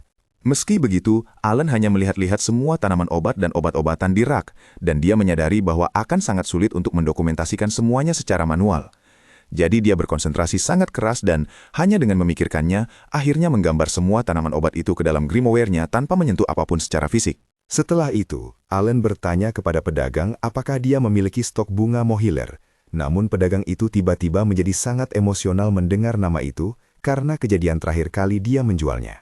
Pedagang itu menjelaskan bahwa beberapa waktu lalu Gerda menerobos masuk ke toko dan menuntut untuk membeli bunga mohiler. Dia bersikeras mendapatkannya karena temannya sedang sakit, tapi dia bahkan tidak membayar lunas saat itu dan berjanji akan membayar sisanya nanti. Pedagang itu masih belum menerima pembayaran penuh, dan di atas semua itu adalah stok bunga mohiler terakhirnya. Itulah yang paling membuat pedagang tersebut kesal. Allen mendengar ini dan menyadari bahwa Gerda datang ke toko itu untuk membeli tanaman obat yang akhirnya menyelamatkan nyawa Rodin setelah dia diserang malam itu. Jika pedagang itu menolak menjualnya, Allen memperkirakan bahwa dia mungkin tidak akan punya ayah lagi. Untuk menunjukkan rasa terima kasihnya, Allen memberikan pedagang itu beberapa dendeng albaheron dan berterima kasih dengan tulus atas kebaikannya. Setelah itu, dia meninggalkan toko dalam perjalanan pulang. Allen sedang sibuk memeriksa beberapa senjata di kota ketika dia bertemu dengan anak yang sama dari upacara penilaian yang mendapatkan bakat kapak, Dogora, dan putra kepala desa, Peromus. Allen tahu bahwa Dogora itu biang masalah. Jadi, dia mencoba mengurus urusannya sendiri dan pergi dengan tenang. Namun, Dogora memukul kepalanya dan langsung menuntut agar Allen menjadi kacungnya. Sebagai tanggapan, Allen mengeluarkan pedang kayunya dan mengarahkannya langsung ke Dogora. Dogora menjadi gugup dan mengeluh bahwa itu tidak adil karena dia tidak memiliki senjata. Ellen memberitahunya bahwa dia bersedia bertarung secara adil, jadi Dogora harus pergi mengambil senjata apapun pilihannya, sementara Ellen menunggu di sini. Dogora kembali tak lama kemudian dengan sebuah pedang dan menyerang Ellen, tapi Ellen dengan mudah menghindari dan menangkis semua serangannya. Serangan Dogora memang kuat, yang masuk akal karena dia adalah pengguna kapak. Tapi meski begitu, kekuatannya hampir tidak sebanding dengan Kurena. Ellen memutuskan untuk mengakhiri duel dengan cepat, memukul pedang hingga terlepas dari tangan Dogora dan memenangkan pertarungan. Dia hanya mengakui kemenangannya dan berjalan pergi dengan santai, yang membuat Dogora semakin murka. Malam harinya, Allen kembali ke rumah, dan Rodin terlihat sedang melepas perbannya. Ini menunjukkan bahwa dia sudah kembali dalam kondisi prima dan siap untuk melanjutkan perburuan. Teresia, bagaimanapun, memperingatkannya untuk tidak berlebihan dan mengambil resiko cedera otot. Keesokan harinya, di rumah Kurena, Dogora muncul lagi untuk menantang Allen tanding ulang. Dia kalah telak beberapa kali, tapi egonya menolak membiarkannya menerima kekalahan, jadi dia terus meminta tanding ulang lagi. Sementara itu, adik laki-laki Allen, Mes, sudah mulai latihan pedang dengan Kurena, yang membuat Allen bersemangat melihat bagaimana performa Mes di upacara penilaian 2 tahun lagi. Setelah beberapa waktu, bayi baru lahir dan keluarga memutuskan untuk menamainya Muriel. Kemudian, Rodin pulang dari perburuan bersama Gerda hanya untuk mengumumkan bahwa keluarga mereka dipanggil oleh kepala desa. Rupanya, kepala desa ingin mereka meningkatkan jumlah babi hutan yang mereka setorkan ke Baron dari 10 menjadi 15. Untuk mewujudkan itu, kepala desa ingin mereka mengizinkan rakyat biasa untuk bergabung dalam perburuan lagi tahun ini. Teresia berpikir permintaan ini konyol, apalagi karena Rodin menderita cedera parah selama perburuan terakhir. Rodin mengakui bahwa dia ingin menolak, tapi ternyata ini bukan permintaan, ini adalah perintah langsung dari Baron. Jika mereka tidak menyetor 15 babi hutan pada musim dingin tahun ini, Kekaisaran akan merekrut lebih banyak hamba sahaya dari tempat lain. Mendengar ini, Ellen langsung mengerti bahwa lebih banyak hamba sahaya berarti lebih sedikit lahan untuk dibagi, yang akan menempatkan mereka yang tidak bisa berburu pada risiko kehilangan tanah mereka. Teresia menambahkan bahwa bagian terburuknya adalah Baron ingin mereka menyetor 20 babi hutan pada akhir tahun depan. Rodin memperkirakan satu-satunya cara untuk memenuhi permintaan itu adalah dengan berburu lebih sering dari biasanya, sekali setiap 10 hari. Allen kemudian angkat bicara dan menyarankan agar mereka mengikuti saja perintah Baron. Teresia menyuruhnya untuk tidak menyela saat orang dewasa sedang bicara, tapi Rodin menghentikannya dan membiarkan Allen melanjutkan. Allen menjelaskan bahwa mereka tidak bisa menolak perintah langsung dari Baron. Jadi, meskipun para rakyat biasa itu akhirnya menjadi beban, mereka perlu menemukan cara untuk membuat beban itu berguna. Berdasarkan pengalaman masa lalunya dengan game, Allen tahu bahwa membuat karakter menjadi seberguna mungkin, bahkan ketika mereka tampak tidak mampu, adalah keahliannya. Dia menyuruh mereka untuk mempercayainya dan membiarkan dia menangani situasi ini. Dia mengingatkan mereka bahwa dia diberkati dengan kebijaksanaan dari Dewa Elmea, dan karena berkah itu, dia percaya dia punya rencana yang mungkin benar-benar berhasil. Rodan akhirnya memutuskan untuk memberi Ellen kesempatan. Jadi pada perburuan berikutnya, dia mengumumkan kepada semua serf dan rakyat biasa bahwa mereka akan mulai menerapkan strategi berburu milik Ellen sekarang. Tapi Rodan sendiri hanya akan ikut untuk mengawasi. Sebenarnya, Ellen berharap bisa ikut terjun langsung dalam perburuan itu, tapi ayahnya benar-benar keras kepala dan pendiriannya tidak bisa digoyahkan. Ya, mau bagaimana lagi? Tidak ada yang bisa dia lakukan soal itu. Tapi yang paling penting adalah mereka melatih para pemula agar bisa membantu kelompok memburu lebih banyak Great Boar, karena Ellen tidak ingin melihat siapapun terluka parah seperti ayahnya lagi. Warga biasa yang menyebabkan insiden tahun lalu itu mendekati Rodan untuk meminta maaf atas kejadian tersebut dan memintanya untuk tidak melindunginya jika terjadi kesalahan hari ini. Rodan menepis kekhawatiran itu dengan santai, sama sekali tidak menaruh dendam padanya, dan hanya memintanya untuk fokus pada perannya dalam perburuan. Tak lama setelah itu, tim perburu keluar dari desa, dan ini adalah momen pertama kalinya Allen bisa meninggalkan desa setelah 7 tahun hidup sebagai seorang serf. Ini adalah langkah kecil yang sangat berarti baginya, dan dia akhirnya bisa melihat pegunungan naga putih di kejauhan. Setiap musim gugur, para Great Boar turun dari kaki pegunungan itu ke sini untuk mencari makan, dan legenda mengatakan bahwa seekor naga putih mitos tinggal di suatu tempat di dekat puncaknya. Allen dengan cepat menyusul rombongan setelah puas berfantasi tentang hal itu, dan dia kembali menjelaskan strategi berburinya kepada semua orang. Rodan hanya menegaskan agar mereka tetap berpegang pada apa yang sudah mereka latih, lalu memerintahkan semua orang untuk menempatkan diri di pos masing-masing.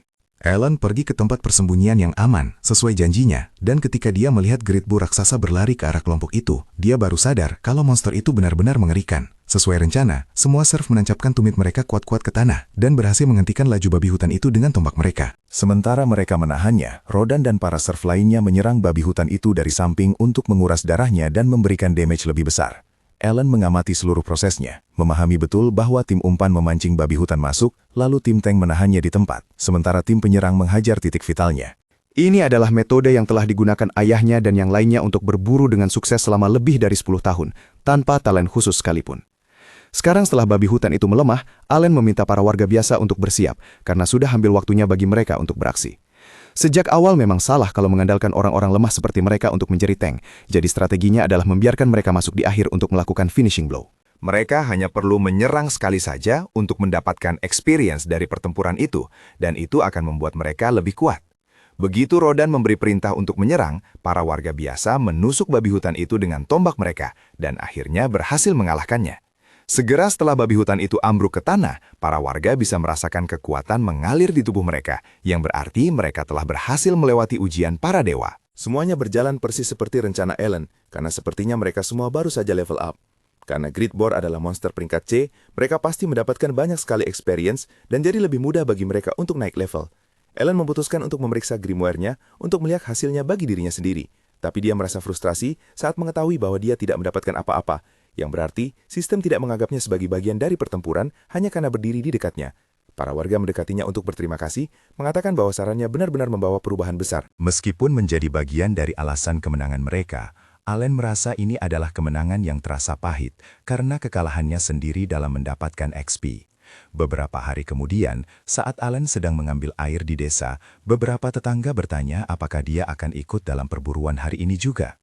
Allen membenarkan hal itu, mengatakan bahwa dia akan berada di sana untuk menonton seperti biasa, meskipun dia sebenarnya sangat ingin ayahnya mengizinkannya memegang tombak juga. Para penduduk desa dengan cepat menolak ide itu, karena Rodan pasti akan menghajar mereka kalau sampai berani menyarankan hal semacam itu. Tetangganya menyebutkan bahwa dia sedikit cemburu dan berharap bisa ikut berburu juga. Serf lainnya menyuruhnya untuk meletakkan pisau jagalnya sekali-kali dan bergabung dengan perburuan kalau begitu. Tapi pria itu menjelaskan bahwa dia tidak bisa melakukan itu karena istrinya sedang mengandung anak mereka. Dia harus bermain aman karena alasan itu, tapi dia selalu senang jika ada lebih banyak daging monster untuk dipotong-potong. Segera setelah Alan mendengar itu, dia memutuskan untuk meminta bantuan dan menunjukkan kepadanya semua albaheron yang perlu dijagal. Pria itu jelas terkejut melihat begitu banyak burung buruan, dan Alan memberitahunya bahwa dia berharap pria itu mau memotongnya karena jumlahnya terlalu banyak untuk ditangani sendiri. Dia berjanji untuk memberinya 2 bungkus daging untuk setiap 1 ekor yang dia kerjakan, dan pria itu lebih dari senang dengan tawaran tersebut.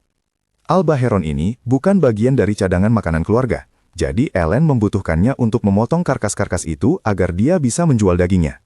Bagaimanapun juga, dia harus menggunakan segala cara untuk mendapatkan 50 keping emas itu demi membebaskan keluarganya dari status serf.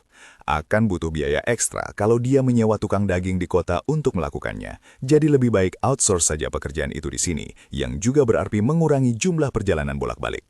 Pada perburuan berikutnya, ada lebih banyak warga biasa yang bergabung dengan tim, mengikuti strategi Alan. Alan tahu bahwa dengan menambahkan orang baru secara bertahap ke dalam tim, mereka akhirnya akan memiliki cukup orang untuk membuat 2 kelompok, dan itu seharusnya bisa menggandakan jumlah babi hutan yang bisa mereka buru. Namun, dia berharap tahu kenapa Baron begitu ngotot ingin mendapatkan lebih banyak babi hutan, karena dia tidak merasa wilayah ini sedang kekurangan makanan. Tak lama kemudian, tim umpan memancing babi hutan lain, dan tim tank menahannya dengan tombak mereka. Tim penyerang melemahkannya lagi dengan menyerang dari sisi samping, dan saat itulah Gerda meminta para pemula untuk melakukan bagian mereka.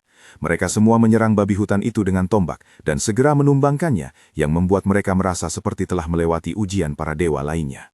Alan dengan cepat memeriksa grimoire-nya setelah babi hutan itu jatuh dan melihat bahwa rencananya berhasil, karena semua statusnya naik dan dia bahkan level up tepat sebelum pertarungan berakhir. Saat babi hutan itu berlari ke arah tim tank, dia memanggil Payon tepat di jalur lintasannya. Makhluk panggilannya bisa disaman ke lokasi manapun yang bisa dia tandai dengan penglihatannya dalam radius 50 meter. Karena pion ada di tengah jalan, babi hutan itu menginjaknya, dan itu sudah cukup agar rencana Alan berhasil. Lagi pula, selama babi hutan itu menyerang salah satu makhluk panggilannya, itu sudah cukup untuk menghitungnya sebagai partisipan dalam pertempuran.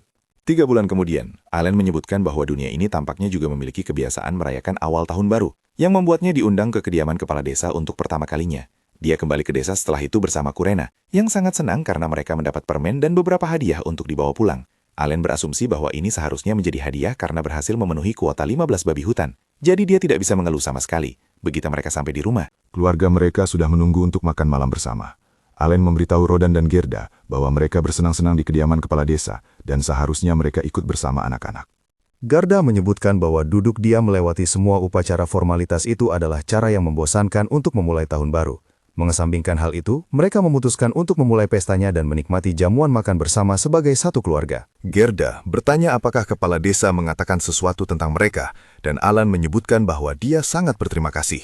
Rodan memberitahu mereka bahwa melihat perkembangan situasi saat ini, mereka seharusnya tidak punya masalah memenuhi kuota 20 babi hutan tahun ini, dan itu semua berkat Alan dan rencananya untuk melatih para pemula. Gerda kemudian melihat botol yang tampak istimewa di belakang Alan, jadi dia memutuskan untuk bertanya tentang hal itu. Alan menjelaskan bahwa kepala desa memberikannya sebagai hadiah, dan itu adalah sebotol minuman keras. Baik Rodan maupun Gerda langsung bersemangat, dengan mudah memakan umpannya. Jadi Alan memutuskan untuk menarik kailnya. Dia dengan antusias bertanya pada Mesh, apakah dia ingin melakukan latihan tombak lagi nanti, dan adik laki-lakinya itu setuju. Kurena bilang dia ingin ikut latihan juga, tapi Allen memberitahunya bahwa dia sudah cukup kuat, dan mereka harus membina Mesh, karena dia punya bakat sebagai pengguna tombak. Meskipun topik pembicaraan tidak tiba berubah, Rodan dan Gerda masih terus memikirkan minuman keras yang dibawa Allen itu. Alan mengingatkan mereka bahwa itu adalah hadiah dari kepala desa untuknya, tapi Gerda memintanya untuk tidak konyol karena semua orang tahu dia bahkan belum cukup umur untuk meminumnya. Begitu sampai di titik itu, Alan melanjutkan rencananya dan memberitahu mereka bahwa dia akan memberikannya, tapi hanya jika mereka bisa mengalahkannya dalam sebuah kontes. Rodan ragu-ragu, tapi Gerda langsung menerima tanpa berpikir panjang, merasa yakin bahwa mereka bisa menang melawannya sendirian. Alan kemudian bertanya apa yang akan dia dapatkan dari mereka jika dia menang, dan pertanyaan itu membuat mereka lengah. Jadi mereka hanya memintanya untuk menyebutkan apa yang dia inginkan. Tanpa ragu sedikitpun, Alan mengatakan bahwa jika dia memenangkan kontes, mereka harus mengizinkannya memegang tombak selama semua perburuan babi hutan. Saat itulah Rodan dan Gerda sadar bahwa mereka baru saja masuk langsung ke dalam perangkap Alan, yang mengingatkan mereka kembali betapa cerdasnya anak itu sebenarnya. Rodan memutuskan untuk menerima tantangan itu, mengatakan bahwa jika mereka menang, mereka akan mendapatkan minuman kerasnya, dan jika Alan menang, dia boleh bertarung dalam perburuan babi hutan. Gerda bertanya kontes macam apa yang ada di pikirannya, dan Allen memberitahu mereka bahwa itu adalah panco. Tentu saja, itu dengan cepat membuat mereka merasa lebih percaya diri. Dan Gerda memutuskan untuk menjadi orang pertama yang melawan Allen, mengatakan bahwa dia tidak akan menahan diri. Allen sudah benar-benar siap, karena dia telah mengisi penuh inventarisnya dengan kartu summon peringkat F khusus untuk ini, dan melakukan buff pada attack power-nya. Belum lagi dia sudah level 6 sekarang, jadi dia cukup yakin kemenangan sudah ada di tangan. Berkat persiapan itu, Allen berhasil menang melawan Gerda. Meskipun dari apa yang bisa dia rasakan, stat attack Gerda pasti berada di antara 150 dan 200, terlepas dari betapa mulusnya kemenangan itu. Ketika giliran Rodan tiba, Allen tidak bisa mengimbangi kekuatannya, dan akhirnya kalah. Allen menerima kekalahannya, menyadari bahwa stat attack ayahnya setidaknya pasti lebih dari 300. Sementara mereka menikmati botol minuman keras itu, Allen menganalisis kekuatan mereka. Karena stat attack Gerda ada di sekitar peringkat D, berarti milik ayahnya lebih seperti peringkat C.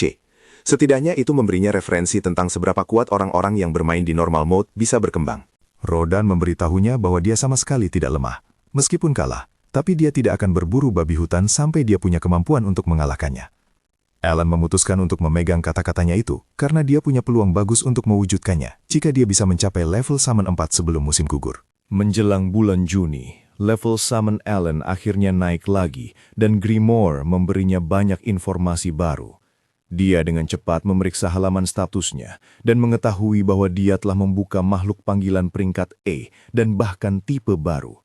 Sepertinya dia harus menggabungkan mereka lagi untuk mengetahui jenis apa tepatnya, tapi dia punya banyak MP yang tersisa kali ini, jadi dia bisa bereksperimen dengan bebas. Kapasitas inventaris kartunya naik 10 slot juga, dan jumlah buff yang diberikan makhluk panggilan meningkat sesuai level mereka. Jadi dia seharusnya mendapatkan peningkatan yang signifikan jika dia mengisi inventarisnya dengan 40 kartu peringkat E. Itu berarti dia benar-benar bisa mengalahkan ayahnya dalam adu panco sekarang, jadi dia akan bisa berpartisipasi dalam perburuan segera. Allen kemudian melihat skill baru bernama Storage di grimoire-nya, dan awalnya dia tidak mengerti apa itu, sampai dia melihat sebuah lubang di salah satu halamannya. Dia mencoba memasukkan tongkat ke dalamnya, dan menyadari bahwa lubang itu sebenarnya cukup dalam, karena benar-benar tidak memiliki dasar. Ellen segera mengetahui bahwa dia bisa memanggil gambaran mental dari barang-barang yang dia simpan di dalamnya. Jadi dia memutuskan untuk bereksperimen dan melemparkan banyak barang ke sana. Belajar bahwa dia bisa memasukkan apa saja ke dalam lubang ini, selama muat. Dan tidak ada batasan jumlahnya juga. Ada sesuatu yang terasa salah tentang itu, karena salah satu aspek utama game biasanya adalah batasan berapa banyak item yang bisa dipegang pemain. Dia tidak mengerti mengapa mereka memberinya skill penyimpanan tingkat dewa pada saat-saat seperti ini. Entah itu kunci, perahu, atau karpet ajaib. Item biasanya didapatkan di sekitar waktu ketika mereka menjadi sangat diperlukan, karena begitulah cara pengembang merancangnya. Tentu saja pasti ada alasan di balik ini, sesuatu yang membuatnya perlu dimiliki sekarang juga. Mengesampingkan hal itu untuk saat ini, Allen memutuskan sudah waktunya untuk bermain-main dengan summon peringkat E. Entah kenapa, tidak terjadi apa-apa saat dia mencoba membuat serangga peringkat E, yang membuatnya berpikir bahwa dia tidak punya cukup MP. Grimoire memberitahunya bahwa dia tidak memiliki batu sihir peringkat E yang cukup untuk membuat serangga peringkat E. Allen bahkan tidak tahu kalau syarat itu ada, dan dia terkejut bahwa membuat peringkat E membutuhkan item. Sekarang dia memutuskan untuk menyelinap ke kamarnya tanpa membangunkan adik laki-lakinya dan mengambil tas berisi semua uang yang dia peroleh akhir-akhir ini. Alan menyimpan beberapa batu sihir dari Horned Rabbit yang berkeliaran ke desa. Jadi dia menggunakan beberapa batu itu untuk membuat serangga peringkat E. Awalnya tidak berhasil, sampai dia memasukkan batu sihir itu ke dalam storage-nya, dan barulah dia berhasil membuat apa yang dia inginkan. Dilihat dari tampilannya, sepertinya serangga peringkat E adalah kupu-kupu. Tapi ketika dia memutuskan untuk memanggilnya, ukurannya jelas lebih besar dari yang dia duga. Seperti biasa, Teresia muncul di saat yang paling buruk, jadi dia panik dan meminta si kupu-kupu untuk bersembunyi. Serangga itu dengan cepat bersembunyi di belakang punggungnya. Jadi Ellen mencoba bersikap tenang dan memberikan alasan pada ibunya. Setelah Teresia pergi, Allen terus mencoba summon barunya, dan salah satunya adalah Beast peringkat E, seekor harimau gigi pedang. Kelihatannya lebih besar dan lebih tangguh daripada summon anjingnya, dan buff-nya meningkatkan statusnya sebesar 10 poin juga, 2 kali lipat dari apa yang dilakukan peringkat F. Dia memutuskan untuk menamainya Tama, dan menyambutnya ke dalam tim sebelum mengembalikannya ke Grimoire. Sekarang setelah Allen jauh dari rumah, dia memutuskan untuk mencoba melakukan beberapa penggabungan, ingin mendapatkan burung peringkat E. Dia berhasil mendapatkannya setelah melemparkan beberapa batu sihir ke dalam storage-nya. Dan itu saja sudah memberitahunya bahwa dia akan membutuhkan banyak batu mulai sekarang.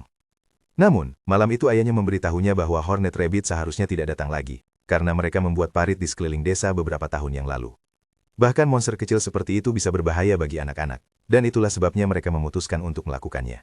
Ellen mendapati dirinya dalam posisi sulit sekarang karena dia tidak tahu bagaimana dia bisa mendapatkan lebih banyak batu sihir. Tanpa adanya kelinci, suatu hari, saat Kurena sedang bermain kesatria-kesatriaan dengan Dogora, Ellen memutuskan untuk berbicara dengan Peromus dan bertanya apa yang dia ketahui tentang batu sihir. Karena dia mendengar bahwa anak itu cukup pintar, Peromus memberitahunya bahwa itu adalah permata kecil yang tertanam di dalam monster dekat jantung mereka, dan sebagian besar digunakan untuk memberi daya pada alat sihir. Alat sihir adalah item yang aktif saat digunakan dengan batu sihir, dan ada banyak jenis berbeda di ibu kota kerajaan. Batu peringkat D dan T bisa berguna bagi orang-orang di ibu kota, tapi batu peringkat E pada dasarnya hanyalah sampah, jadi dia biasanya bisa menemukannya berserakan di tanah. Untuk membuktikannya, Peromos berjalan sebentar dan menemukan batu sihir peringkat E di tanah. Allen berterima kasih padanya atas informasi dan batu sihir itu, dan dia sekarang tahu bahwa dia perlu memulung di sekitar desa untuk mendapatkannya. Dia memutuskan untuk memanggil bala bantuan, dan setelah beberapa saat dia berhasil mengumpulkan banyak batu sihir berkat bantuan dari beberapa penduduk desa. Dia menciptakan semua summon peringkat E yang tersedia karena itu, jadi sekarang saatnya untuk mengetahui kemampuan seperti apa yang mereka miliki. Namun, sebelum dia bisa melakukan itu, salah satu summon barunya, Hork, terbang lurus ke arahnya dan memperingatkannya tentang sesuatu yang berbahaya yang datang. Allen hampir tidak bisa bereaksi sebelum seekor babi hutan melompat tepat di atasnya, membuatnya jatuh dan terluka. Salah satu summon lainnya, Mame, dengan cepat mendekatinya dan menggunakan kemampuannya untuk menyembuhkan luka-lukanya. Babi hutan itu menyerbunya lagi, tapi kupu-kupu papilon menggunakan kemampuannya untuk membuat babi hutan itu pingsan. Dan saat itulah, Allen meminta Tama untuk menyerang. Si harimau berhasil memberikan banyak damage, dan itu saja sudah berhasil menjatuhkan babi hutan tersebut dalam waktu singkat. Ellen tidak punya banyak waktu untuk bersorak karena babi hutan lain yang marah muncul entah dari mana. Ia berlari lurus ke arahnya, tidak memberinya waktu untuk bereaksi. Tapi satu lagi summonnya, sebuah batu bernama Wall, melangkah masuk tepat pada waktunya, dan bertindak sebagai perisai.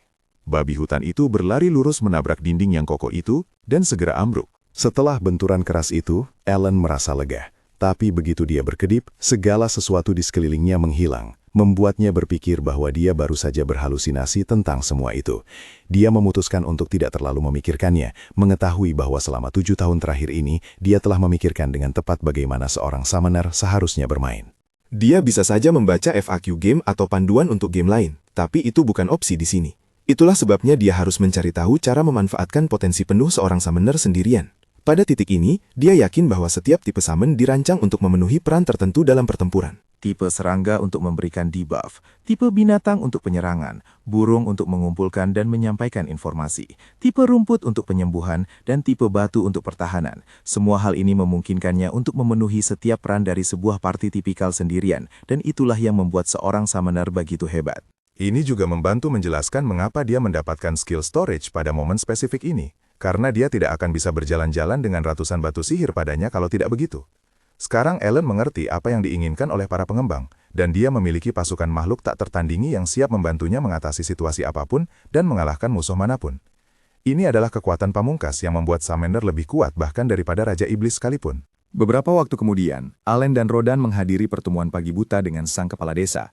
Di sana, Kepala Desa Debogi memberitahu kalau Baron Granville tertarik banget sama kesuksesan perburuan babi hutan mereka baru-baru ini. Gara-gara itu, si Baron sekarang pengen datang dan nonton perburuannya secara langsung.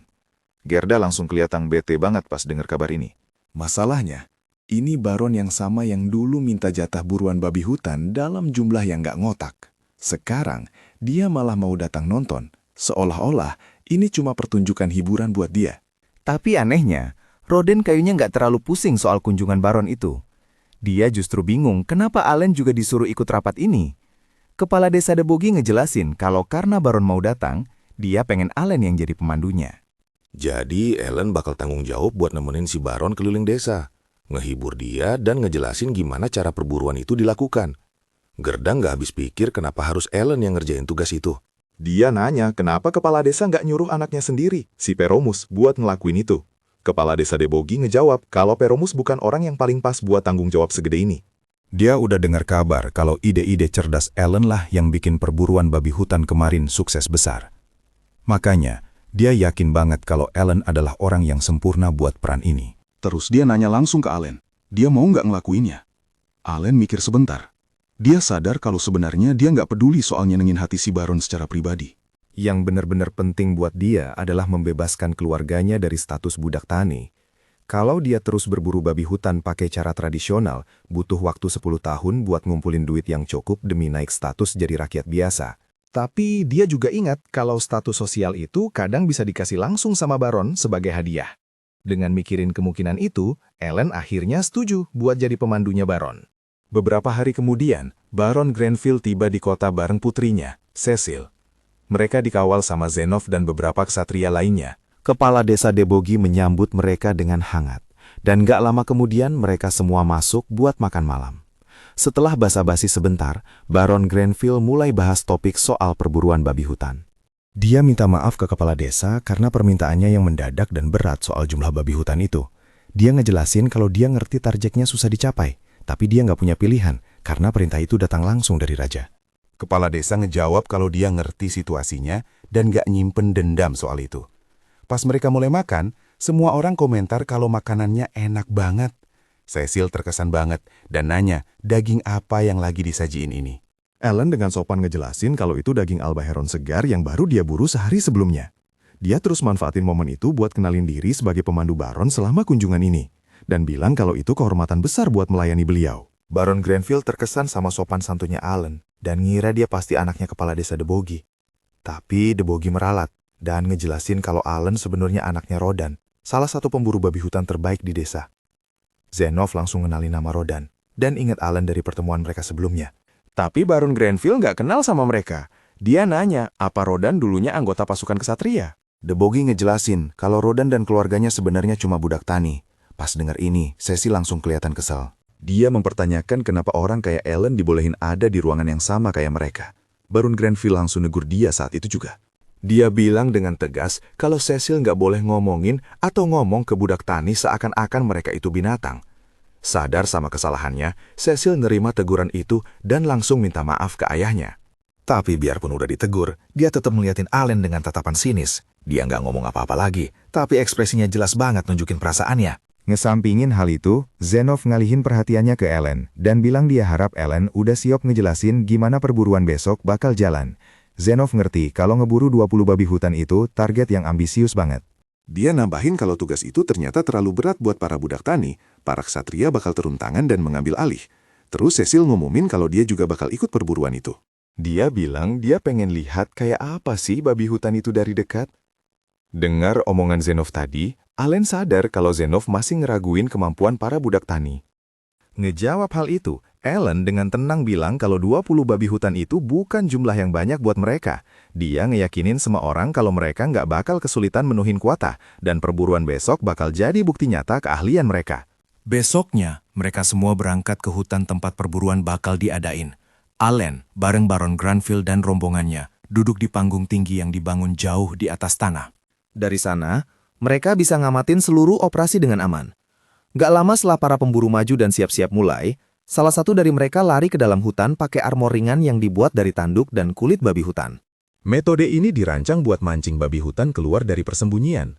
Bau dan penampilannya bakal memprovokasi hewan itu, bikin salah satunya nyeruduk keluar dari pepohonan. Begitu babi hutannya muncul, tim pertahanan bergerak cepat. Mereka ngepung babi itu pakai perisai tebal yang diperkuat, ngurung dia dan batasin gerakannya. Hewan itu meronta-ronta, tapi dia nggak bisa nembus formasi itu. Selanjutnya, tim penyerang mulai maju. Mereka nusukin tombak mereka ke babi hutan itu dari berbagai sudut, ngelemahin dia dengan serangan yang presisi dan terkontrol. Setelah beberapa serangan yang pas banget, Rodan maju dan ngasih serangan terakhir dengan nancepin tombak ke leher babi hutan itu. Baron Granville nonton dengan seksama, dan kelihatan banget dia terkesan. Dia ngaku kalau dia nggak nyangka bakal lihat koordinasi dan efisiensi sekeren itu dari mereka.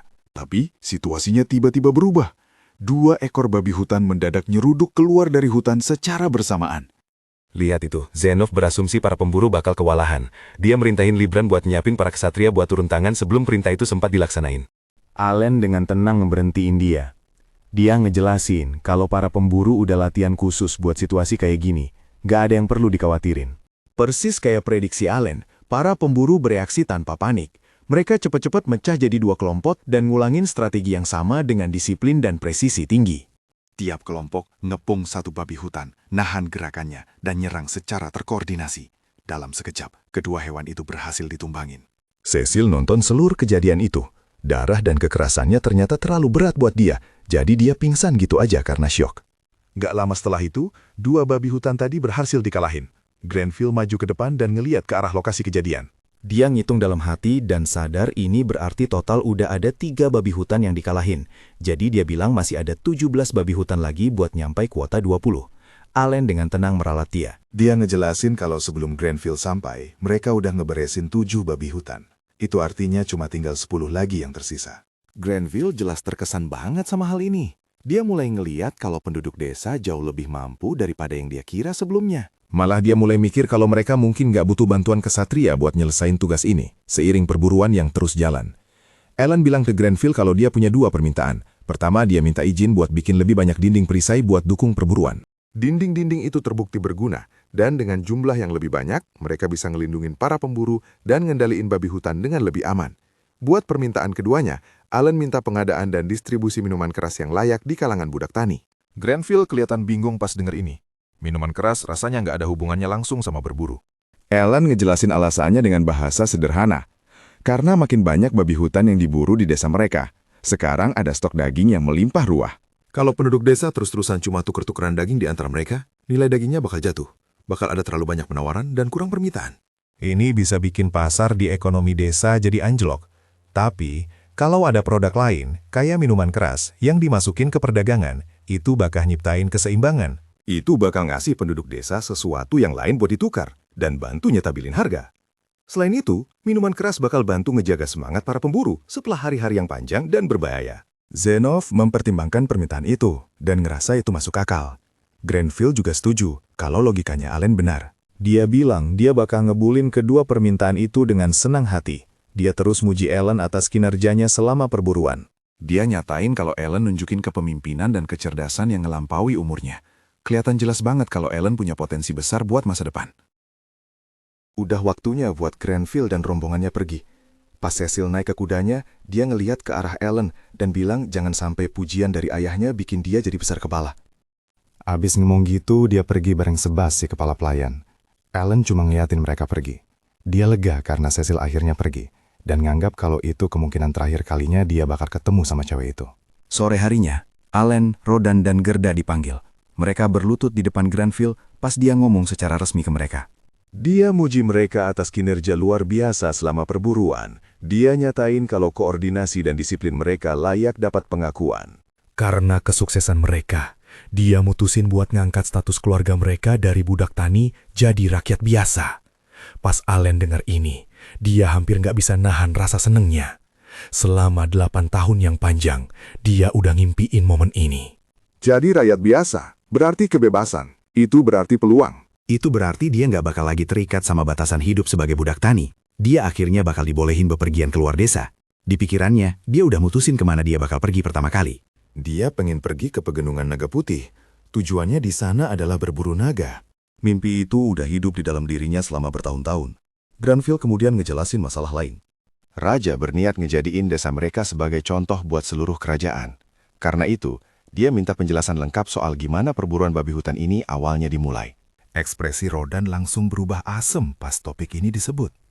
Gerda dengan lembut ngejelasin kalau itu kenangan yang menyakitkan buat Rodan. Dia minta izin, apa dia boleh ngomong ngegantiin Rodan. Granville setuju tanpa keberatan. Gerda mulai ngejelasin sejarahnya. 13 tahun yang lalu, sekitar 100 budak tani dari desa-desa tetangga datang ke tanah mereka. Ini bagian dari dekret reklamasi yang merintahin pengembangan lahan tidur. Kelompok itu kerja keras selama 6 bulan. Mereka membabat hutan, nyiapin tanah, dan nanam tanaman pangan pelan-pelan. Usaha mereka mulai nunjukin hasil. Ladang-ladang tumbuh subur dan masa depan kelihatan cerah. Terus, bencana datang. Seekor babi hutan raksasa muncul tanpa peringatan. Dia nyeruduk, nembus ladang, dan ngehancurin tanaman yang udah mereka rawat berbulan-bulan. Seluruh panen hancur total. Kerugiannya benar-benar bikin hancur hati. Penduduk desa jatuh dalam keputusasaan yang dalam. Di masa-masa tanpa harapan inilah, Rodan ngusulin ide gila. Daripada hidup ketakutan sama babi hutan, mereka harus memburu mereka. Waktu itu mereka nggak punya senjata yang layak atau alat canggih. Biarpun gitu, mereka ngumpulin apa aja yang mereka bisa dan nyiapin diri. Lewat kerja sama tim dan tekad bulat, mereka berhasil ngebunuh babi hutan pertama mereka. Setelah dengar cerita lengkapnya, Granville heran kenapa Rodan enggan banget buat nyeritainnya. Dari sudut pandang dia, itu cerita soal keberanian dan tekad. Itu sesuatu yang harusnya bikin Rodan bangga. Gerda dengan tenang ngejelasin kalau pas perburuan babi hutan pertama itu, salah satu kawan mereka tewas. Kenangan soal kehilangan itu masih ngebebani Rodan banget. Gerda bilang dia udah berkali-kali bilang ke Rodan buat nggak nyalahin dirinya sendiri. Tapi Rodan nolak buat ngeletasin rasa bersalah itu. Granville ngerti dan minta maaf karena udah ngungkit kenangan yang menyakitkan itu. Buat nebus hal itu, dia mutusin buat nawarin Rodan sebuah hadiah. Dia nyuruh Rodan buat nyampein satu permintaan. Dan apapun itu, dia bakal ngabulin. Pas Allen dengar ini, dia ngerasa semangat. Buat dia, ini kedengaran kayak peluang bonus. Dia ngira Rodan bakal minta sesuatu yang simpel kayak minuman keras buat desa. Tapi ternyata, Rodan ngajuin permintaan yang beda. Dia minta Granville buat ngebolehin Ellen kerja di kediamannya. Detik itu juga pas Ellen dengar ini, hatinya langsung mencelos. Ini bukan yang dia mau. Kalau dia ngabisin hari-harinya jadi suruhan di kediaman Baron, dia nggak bakal pernah dapat kesempatan buat ngejar mimpinya ngelihat dunia luar. Terikat sama kerjaan di kediaman cuma bakal ngehambat dia. Sebelum Allen sempat bereaksi, Granville bilang ke Rodan kalau Allen terlalu hebat buat cuma kerja jadi buruh kasar di kediaman. Sebagai gantinya, dia mengusulin biar Allen jadi pelayan pribadi buat keluarga Granville. Posisi ini berarti melayani keluarga Baron secara langsung dan tinggal di dalam rumah mereka. Rodan kaget banget. Ditawarin peran kayak gitu adalah kehormatan yang luar biasa besar. Itu berarti kepercayaan dan pengakuan. Ellen gak cuma bakal kerja di area kediaman. Dia bakal jadi bagian dari rumah tangga itu. Tapi Cecil nggak kelihatan senang pas denger ini. Dia jelas-jelas nggak nyebut baik ide tersebut. Pikiran Allen berpacu, nyoba mikirin cara buat nolak. Dia nggak mau nyerahin kebebasannya. Tapi pas dia ngelihat wajah ayahnya dan melihat betapa bangga dan bahagianya dia, Allen jadi agu. Ini berarti masa depan yang lebih baik buat keluarga mereka. Pada akhirnya, Allen mutusin buat nerima tawaran itu. Besoknya, Persiapan dibuat buat keberangkatan Allen ke kediaman Baron. Orang-orang desa ngumpul buat nganterin kepergiannya. Banyak yang sedih, terutama adiknya, Mas. Mas nangis kejer dan bilang dia bakal kangen sama kakaknya. Adik perempuannya, Muriel, masih terlalu kecil buat benar-benar ngerti apa yang lagi terjadi. Jadi dia tetap anteng dan tenang. Kurena juga sedih banget sama kepergiannya. Buat ngucapin selamat tinggal dengan cara mereka sendiri, mereka mutusin buat duel satu kali lagi. Persis kayak yang biasa mereka lakuin. Penduduk desa bikin lingkaran dan nonton dengan seksama. Pas duel berlangsung, orang-orang mulai nyadar ada sesuatu yang gak biasa. Ellen pelan-pelan mulai unggul. Biasanya Kurena itu petarung yang lebih kuat dan hampir selalu menang. Alasan perubahan ini adalah sesuatu yang Allen simpen sendiri. Dia udah make 20 batu sihir buat nyiptain seekor elang pemanggil. Kreasi sihir ini ningkatin kelincahannya secara drastis. Dia sekarang lebih cepat dan lebih presisi dari sebelumnya. Peningkatan itu bikin dia bisa ngimbangin bahkan ngelampauin Kurena selama duel. Pada akhirnya, Allen menang. Tapi, dia nggak ngeklaim kemenangan penuh. Dia nyebut itu seri dan bilang mereka bakal nyelesainya dengan benar pas ketemu lagi nanti. Kurena senyum dengar itu dan kelihatan terhibur sama kata-katanya.